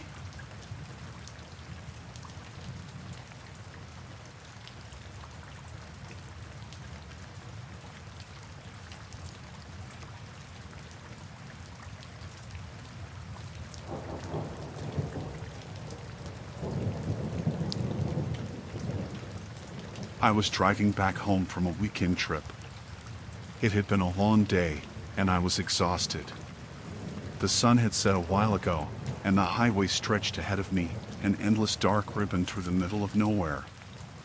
I knew I needed gas, so when I saw the lights of a small rural gas station in the distance, I pulled off the highway. The station was old, run down, and mostly deserted. There was one car parked near the pumps, a beat-up sedan with tinted windows. As I pulled up to the pump, I noticed the clerk inside, a young woman in her late 20s maybe, but she looked off.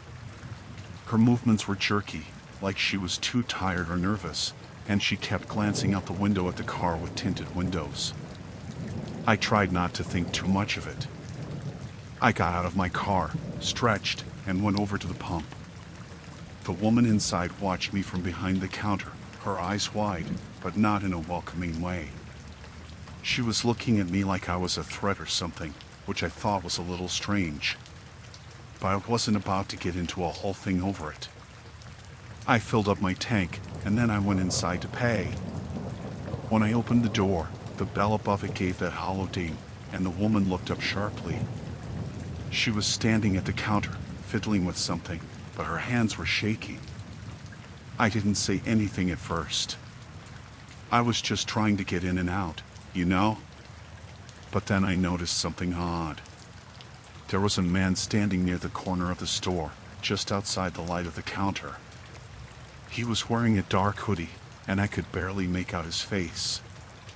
I'm not sure why, but he just gave off this weird vibe, like he wasn't supposed to be there. The woman behind the counter was watching me. Her eyes weren't even looking at the register. She was looking at me, but then her gaze flicked quickly toward the man, and she gave me this very quick, very subtle nod, like she was trying to warn me. It was so fast, I almost didn't catch it. But something in her eyes made me realize she was in some kind of trouble. I took a step back, trying to figure out what was going on. I could feel my pulse pick up a little, the way your body does when something feels off. The man in the corner hadn't moved, and now I noticed he was looking right at me. It was a strange stare, like he wasn't just looking, but he was sizing me up, studying me. My instincts told me I should just pay and leave, but my feet felt glued to the floor. "Are you okay?" I asked, glancing at the woman behind the counter. She looked panicked, like she hadn't expected me to ask her anything. She froze for a second, and then she gave me a quick, almost imperceptible shake of her head. The man didn't say anything, but I could feel his eyes on me, like he was waiting for something. I could hear the hum of the fluorescent lights above, the buzz of the gas station's air conditioning, but otherwise, it was eerily quiet. Are you sure you're okay?" I asked again, now trying to make sure I wasn't making the situation worse. That's when the man took a slow step forward, not toward me but toward the counter. His hands were in the pockets of his hoodie, and his posture was strange, relaxed, but also like he had control of the situation. I felt a cold knot of fear tighten in my stomach. Then the woman behind the counter spoke. I need to get my purse," she said quickly, her voice shaky, and she rushed toward the back of the store, past me. "Hold on," I called, but she didn't stop, disappearing into the back room. I wasn't sure if I should follow her or not. I just stood there for a second, unsure of what to do, when I realized the man had started to move toward me. It was slow, deliberate, like he was walking toward me just to see how I would react. He wasn't coming for me, but he was making it clear that I wasn't in charge of the situation anymore. I thought about bolting for the door. I honestly considered running, but something in my gut told me that would make everything worse. I glanced toward the back room, where the woman had gone. It was so quiet. I felt like I was stuck between two bad choices, not sure what would make it worse, staying still or running. Then, just as I was about to make a decision, I heard the woman's voice from the back. "You need to leave," she said, her tone cold now, but there was something in it, fear, maybe, but also urgency. She wasn't just telling me. She was telling him. The man stopped dead in his tracks, and for a second, I thought maybe he would leave.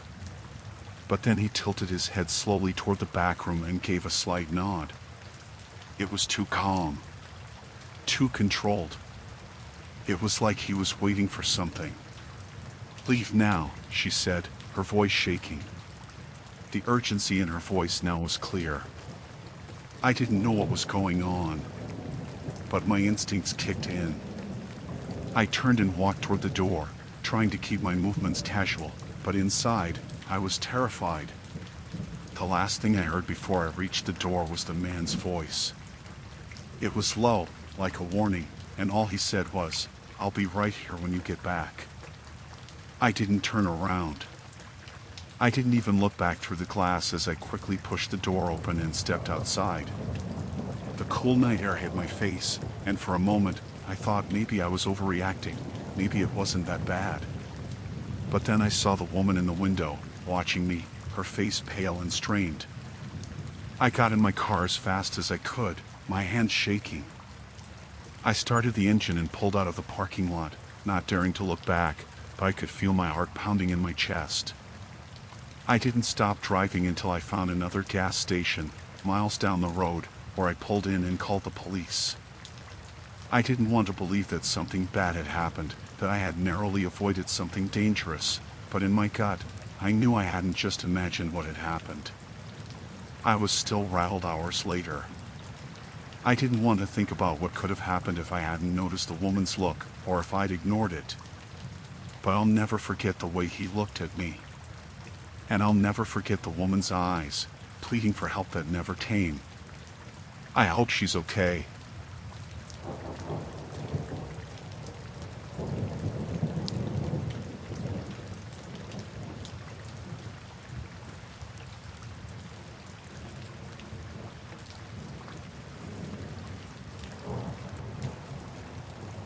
I never thought much about picking up hitchhikers, but it was late, and the rain had started coming down hard. I was driving back from a business trip, and I hadn't seen another car in over an hour. The roads were quiet, and I could barely see more than a few feet in front of me because of the rain. Then, on the side of the road, I saw him just standing there, drenched, thumb out, staring into the headlights. I debated for a second.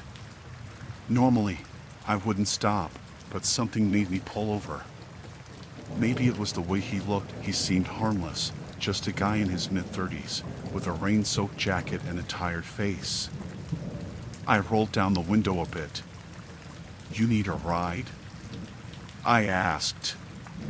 He nodded quickly, stepping toward the car. "Yeah, please. I've been waiting for a while." I unlocked the door, and he slid in. He thanked me as he shut the door, wiping his hands on his jeans. "Where are you headed?" I asked, trying to make conversation. "Just past Clearwater," he said, looking out the window. "I'll get off soon. Just need to get out of the rain." "Clearwater?" "That's a couple hours away," I said, but I didn't mind. It was getting late, and I'd rather have some company on the road than not. We were the only two cars on the highway, and the rain wasn't showing any sign of stopping. "Yeah," he said, looking back at me. "I've got a friend out there. He's expecting me." His voice was calm, maybe a bit too calm for someone who had just been standing out in the pouring rain for who knows how long. I nodded and kept driving. For the next 20 minutes, there was silence between us. It wasn't uncomfortable, but there was something strange about him. He didn't seem to mind the quiet, and every so often, I'd catch him looking at me, like he was studying me. "You from around here?" he asked after a while. "No, just passing through," I replied. "Work trip?" He nodded slowly, his eyes drifting back to the window. "Yeah, me too. Just passing through. Gotta get somewhere important."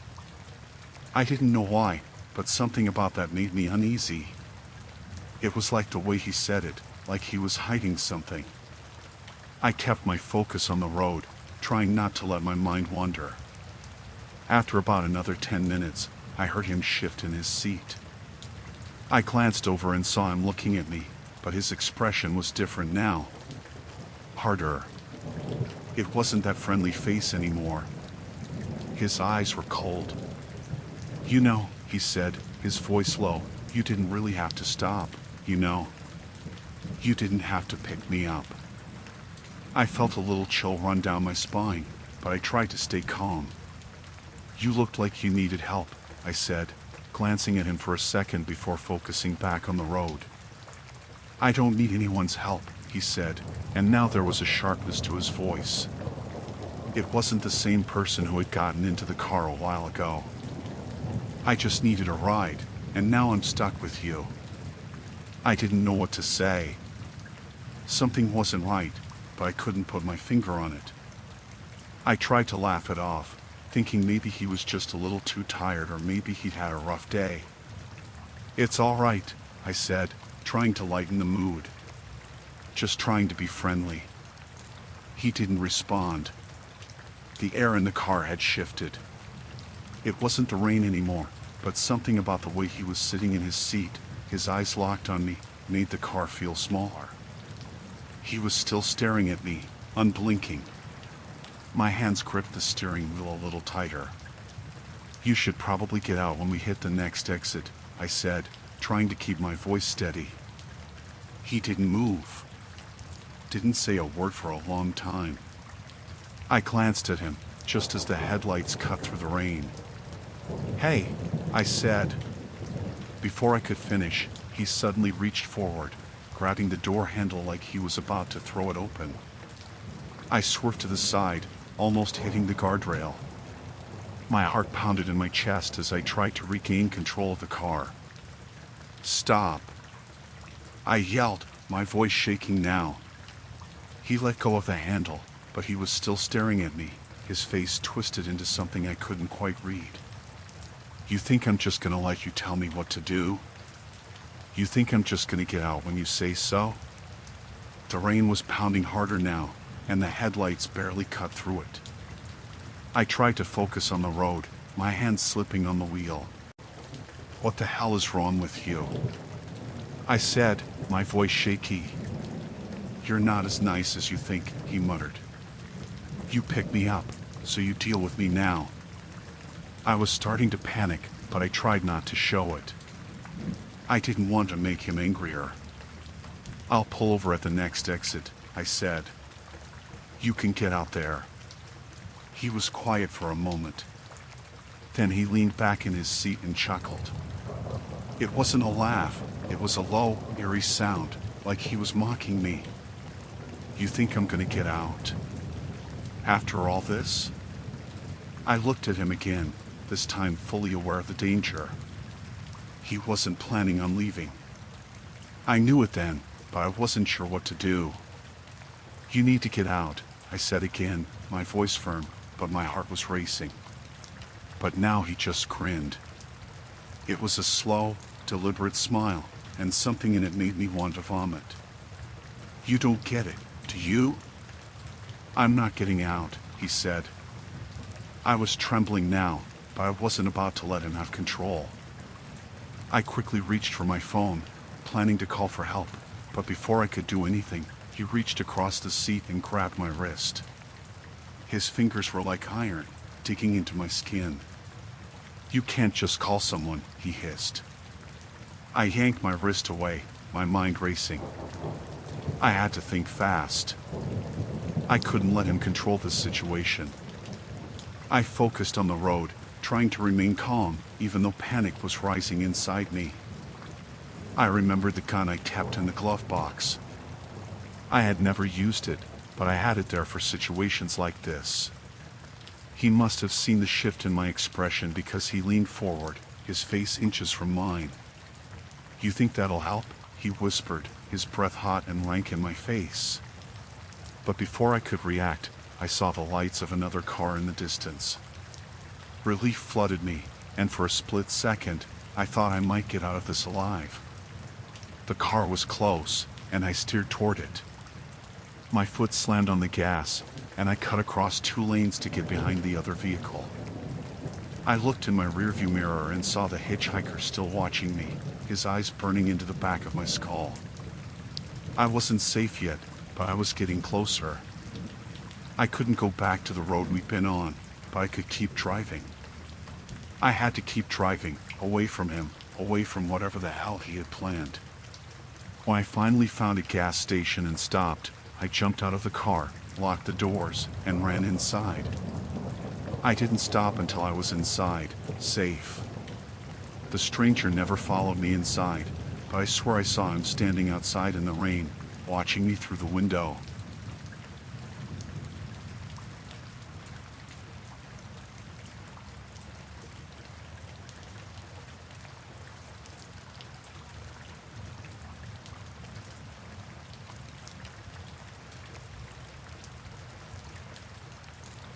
We had been looking forward to this trip for months. It was supposed to be the perfect getaway, just the 4 of us, out in the wilderness for a weekend of hiking, fishing, and a bit of relaxation. It was a fairly remote site, a campsite that had been reserved in advance. The kind of place where you wouldn't run into too many people, just the peace and quiet of the forest. We arrived a little later than planned, just as the sun was dipping behind the treetops, casting long shadows across the ground. We were all tired, but excited, ready to set up camp. When we pulled into the area, we noticed something right away. It wasn't what we expected. The spot where our camp should have been was empty, but there was something else there, a mess. The tents, all of them, were torn and half collapsed. Some were shredded, others just left in a pile, and there was a faint smell in the air, kind of sour and rotting. We all got out of the truck, staring at the mess. At first, I thought it might have been an animal. Maybe a bear or something had gotten into the camp and destroyed everything. But there was something off about it. It didn't feel right.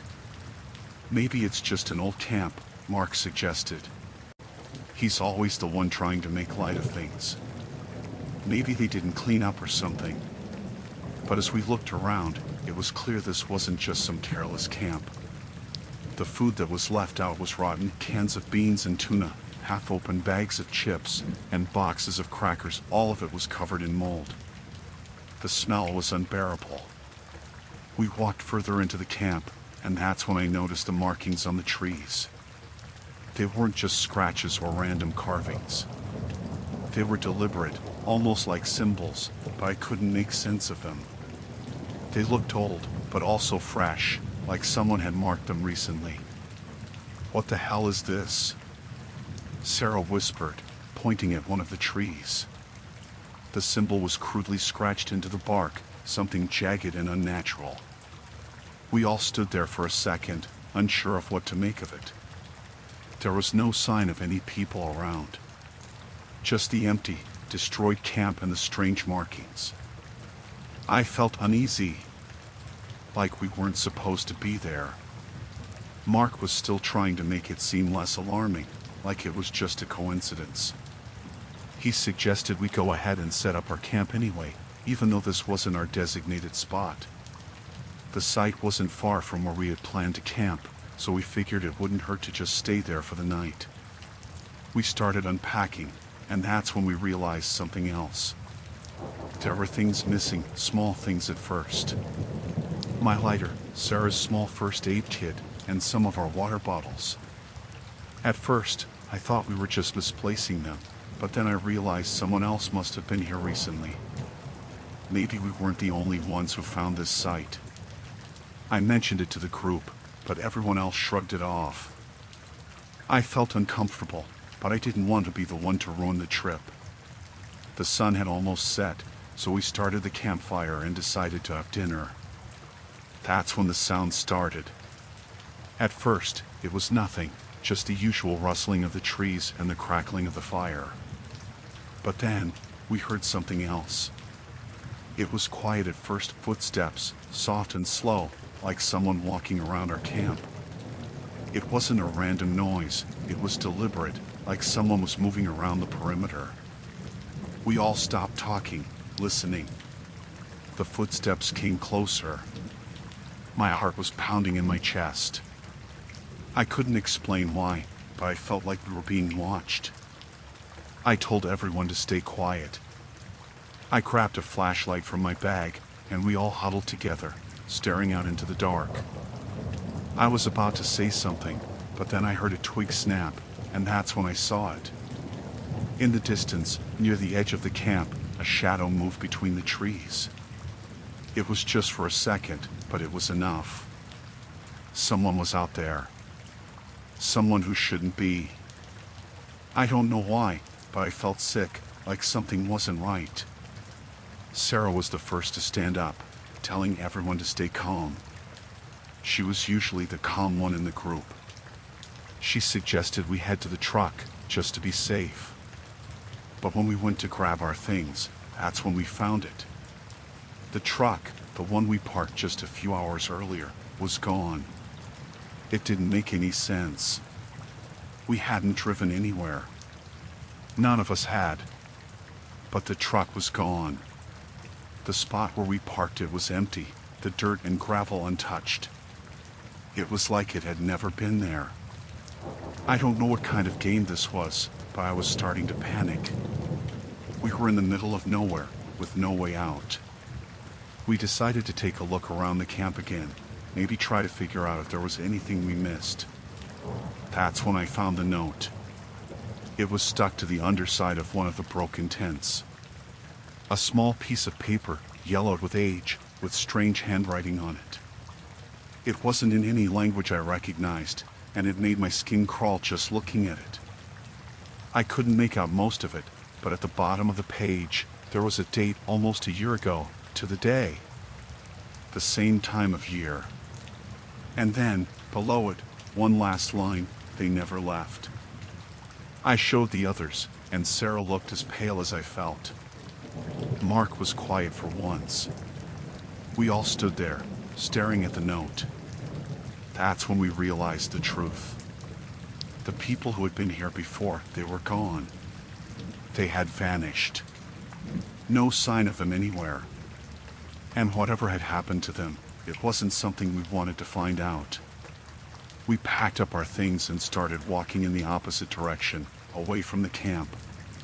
The symbols on the trees, the weird note, the truck gone, it all started to make sense in a way that terrified me. Whoever had been here before us, whoever had left that note, they weren't normal. And I wasn't about to stick around to find out what had happened to them. As we walked away from the camp, I couldn't shake the feeling that we weren't alone. I kept looking over my shoulder, half expecting to see someone standing just out of sight. We didn't stop until we reached the nearest road, and even then, I couldn't stop looking back into the trees, waiting for something or someone to come after us. We never went back to that place. We don't talk about it anymore, but sometimes, when we're all together, we'll mention it in passing. We don't speak of it too much. I don't think any of us ever really got over what happened that weekend. But one thing I know for sure is that there's something in those woods. Something we'll never understand.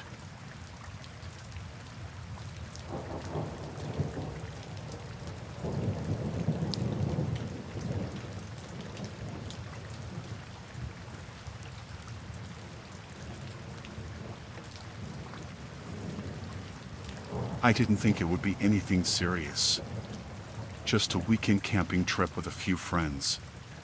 We'd gone to the same spot a couple of times before, remote, quiet, and far enough from the usual crowds that it felt like we had the whole place to ourselves. I'd always loved the woods. The peace, the stillness. It was my escape, my reset button. The first day was just like any other. We set up our tents, built a fire, and spent the evening talking and joking around. Nothing unusual. The night was cool but comfortable, and after the fire died down, we all settled into our tents. I remember hearing a few animals in the distance, but nothing that seemed alarming. It was a typical night in the woods. But the next morning, when we woke up, things felt a little different. We'd all gotten up early to cook breakfast. It was still quiet, the kind of quiet where you can hear every twig snap and every breeze rustle through the leaves. As we were eating, one of my friends, Danny, pointed out something strange on a nearby tree. It looked like a symbol, carved into the bark, about the size of a dinner plate. It wasn't a typical mark you'd see from the natural wear of the forest.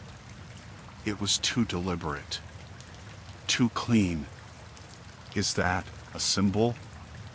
Danny asked, squinting at the tree. We all stood up and walked over to take a closer look. It was a series of lines that crisscrossed in an almost symmetrical pattern. The lines weren't deep, but they were noticeable enough. The kind of thing you'd have to work at to carve into a tree with something sharp. I've never seen anything like it, said Sarah, another friend. She crouched down and ran her fingers along the marks. It's definitely not just some random scratch. We stood there for a minute, unsure what to make of it. There wasn't any obvious explanation for it. None of us had done it, and none of us thought any other hikers would leave a mark like that. It didn't feel right, but it wasn't something that screamed danger either. Maybe it's just some weird tree carving, I said, trying to brush it off. People carve things all the time. But Danny wasn't convinced. He looked around at the trees nearby. "You guys don't think there's more of them, do you?" It didn't take long for us to find more. They were scattered all around our campsite. Not on every tree, but enough that you couldn't ignore them. At first, I figured it was just a coincidence, but the further we walked, the more frequent they became. And the marks started to look different, like they were changing. Some of them were jagged, while others were smooth, almost as if the person carving them had gotten better at it. The lines became more intricate, more deliberate. The last mark we found, just past the edge of our campsite, was the most unsettling. It was carved into a massive oak tree, and this one wasn't a simple symbol. It looked like a crude face, deep, angular lines, and what could have been eyes and a mouth. A face that seemed to be staring right at us. "I don't like this," Sarah said, her voice shaking. "This isn't normal." Danny stood frozen, his eyes wide. "We should leave. Right now." I agreed, but I didn't want to show it. The air around us had shifted. It felt thicker, like something had been watching us. The woods, which had once seemed inviting and peaceful, now felt oppressive. Heavy. And the symbols, they didn't feel random anymore. "We should get back to camp," I said. "Maybe pack up, go somewhere else." But just as I turned to head back, I heard something. A rustling. Not the wind. Not an animal. It was too deliberate. Someone or something was moving through the brush. We all froze, listening. It came from further down the trail.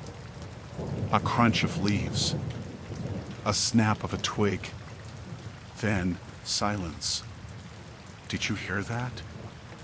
I whispered. Danny and Sarah nodded, their faces pale. "Someone's out there," Danny muttered. We didn't move for a while.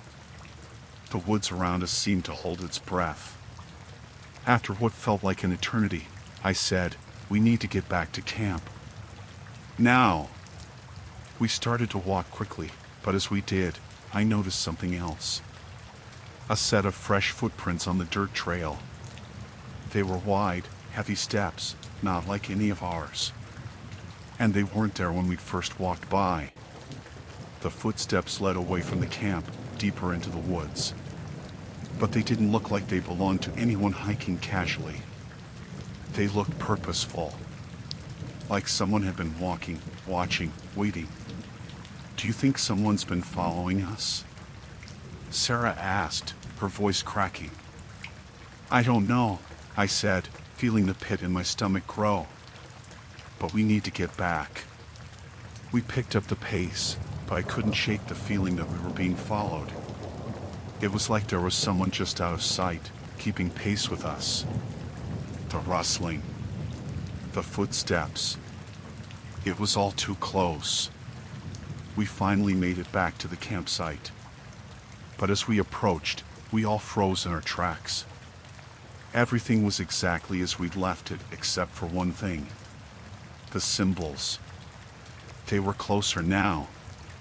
Carved into trees that hadn't had marks on them before. More importantly, they were different. They weren't just random symbols anymore. They seemed to follow a pattern, one that was starting to feel intentional. The last tree near our campsite, the one right next to the fire ring, had a symbol that was unmistakably a hand. A hand with fingers spread wide, as if reaching for something. My heart pounded in my chest. "We need to leave. Now," I said, my voice hoarse. But before I could say anything else, I heard it again, the rustling, just off the edge of the camp. And this time, I could see something moving. It was too much. The hair on the back of my neck stood up. "Get the gear. We're leaving."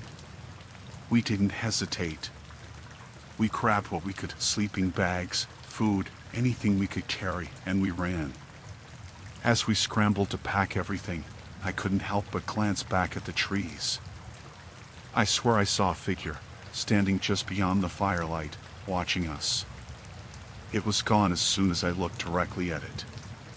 We didn't stop until we reached the car, and even then, I couldn't shake the feeling that something was wrong. We didn't talk much on the way back, but the silence between us was enough. The woods, the symbols, the footprints, all of it had felt like a warning. A warning that someone or something had been watching us.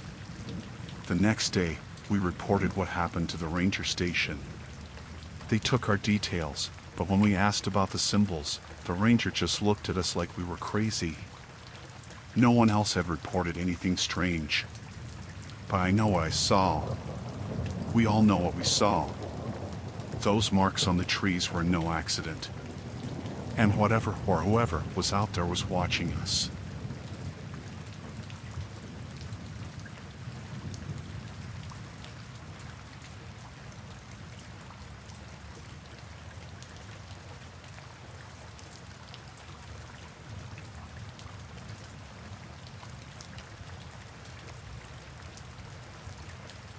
I still can't shake the feeling. The cold, wet air. The sound of my own breath mixed with the pounding rain. And that feeling of someone watching, someone just behind me, every step of the way. It started like any other run. I was out on my usual route, the kind of run I do when I need to clear my head. The rain had been coming down hard all day, and I wasn't about to let that stop me. I had my head up, my shoes splashing through the puddles, and the rhythmic sound of my footsteps in my ears. The world felt distant, the streets quieter than usual, the kind of night where everything seems muffled by the storm. It wasn't until I was about halfway through that I noticed it. At first, I thought it was just the noise of the rain, maybe some stray footsteps from someone else running nearby. But then I realized. The footsteps were too close, too in sync with mine. I tried to ignore it, told myself it was just my imagination, but it didn't stop. Every time I picked up the pace, the footsteps behind me quickened. Every time I slowed down, they slowed too. I glanced over my shoulder once, quickly, just to see if anyone was there. Nothing. Just the rain, the street lights reflecting off the wet pavement. But when I turned my head back, I could hear it again, the footsteps, still right behind me. I could feel my heart starting to race, the anxiety creeping up in my chest. Who would be out here in this weather, running so close? I sped up, thinking maybe I was just paranoid, but they kept matching my pace. The sound of those steps, heavy, deliberate, was starting to make my skin crawl. I had to stop. I needed to see who it was, to confront them. If someone was behind me, they were clearly following me, and I wasn't about to be caught unaware. I turned sharply to the side, slipping slightly on the wet pavement as I came to a stop, but still keeping my eyes on the street behind me. My breath was coming out in clouds, but I couldn't stop looking, couldn't stop listening. For a moment, I heard nothing. No footsteps, no movement. The rain kept falling, louder now, the only sound in the empty street. Then I heard it again. The footsteps. But this time, they were closer. I tensed, standing there in the rain, just waiting. My nerves were shot, every muscle in my body screaming for me to either run or confront whoever it was. I chose to turn around and face whatever was coming. And there he was. A man, just a few feet away, standing in the rain, looking at me with this intense, unsettling stare. I couldn't see much of his face. He had a dark hoodie pulled up over his head, the fabric soaked through. His hands were shoved deep into the pockets of his jacket, but I could tell his posture was stiff, almost like he was waiting for something. I took a breath, trying to stay calm. "You following me?" I asked, my voice shaky but firm. The man didn't answer at first. He just stood there, staring at me. I felt the tension between us building, something in the air thickening with the promise of something bad. My pulse was racing, and I could feel my legs starting to shake. But I wasn't about to let him see that. Finally, he spoke. His voice was low, almost a growl. "You're in my way." I didn't know what he meant by that. I didn't know if he was talking about the street or something else, but his tone was all wrong. There was no reason for him to be this close, this intense. I didn't know if he was threatening me or just crazy, but I knew I had to get out of there. I took a step back, trying to put some space between us. "I'm just running. I don't want any trouble," I said, keeping my voice as calm as I could, though inside, I was panicking. The man didn't move. He just stood there, still staring at me. And then, before I could even think, he took a step forward. It was sudden, fast, and without warning. I froze, my feet rooted to the wet pavement. "What do you want?" I demanded, louder now, more desperate. I had to keep control. I had to. I wasn't about to get caught in this situation. But as I stepped back again, he took another step closer, closing the distance between us.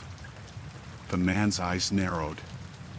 "I'm not done with you," he said, each word dripping with something dark, something threatening. I turned and ran. I didn't think about it, didn't hesitate for a second. I bolted down the street, heart pounding in my chest, every step faster than the last. The sound of the rain in my ears, the sloshing of my shoes in the puddles, none of it mattered. I couldn't hear anything but my own frantic breath and those footsteps, now echoing in time with mine. He was still behind me. I could hear him gaining on me. I didn't look back. I couldn't. But I could feel his presence, like he was inches away, waiting for the right moment to grab me. The rain was coming down harder now, a blur of water, and I could barely see. My legs burned with the effort, but I couldn't stop. Not now. Not when I had no idea what this man wanted or how far he was willing to go. I turned down a side street, hoping to lose him, hoping he would just give up and turn away. But the footsteps didn't stop. They were right there. Closer now. I didn't know what he would do when he caught me. I didn't want to find out. I spotted a row of houses up ahead, the lights from the windows offering a glimmer of safety. I pushed myself harder, pumping my legs, not daring to slow down. I was almost there. I was almost safe. Then, just as I reached the sidewalk near the houses, the footsteps stopped. The sound of them, the heavy, deliberate steps, just cut off. For a second, I thought maybe he had given up. I didn't want to risk looking back, but something told me that it was too quiet now. Too still. I slowed my pace, but I didn't stop. I kept walking, the anxiety still crawling under my skin, the feeling of being hunted lingering in the air. And just as I was about to turn the corner, I heard the voice again. Low. Menacing. "You can't run forever."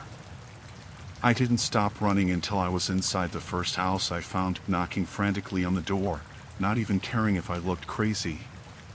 When the door opened, I practically collapsed, still shaking, still drenched from the rain. The woman who answered looked at me in confusion, but when I explained what had happened, she let me in without a word. I don't know how I made it through the rest of the night, but I did.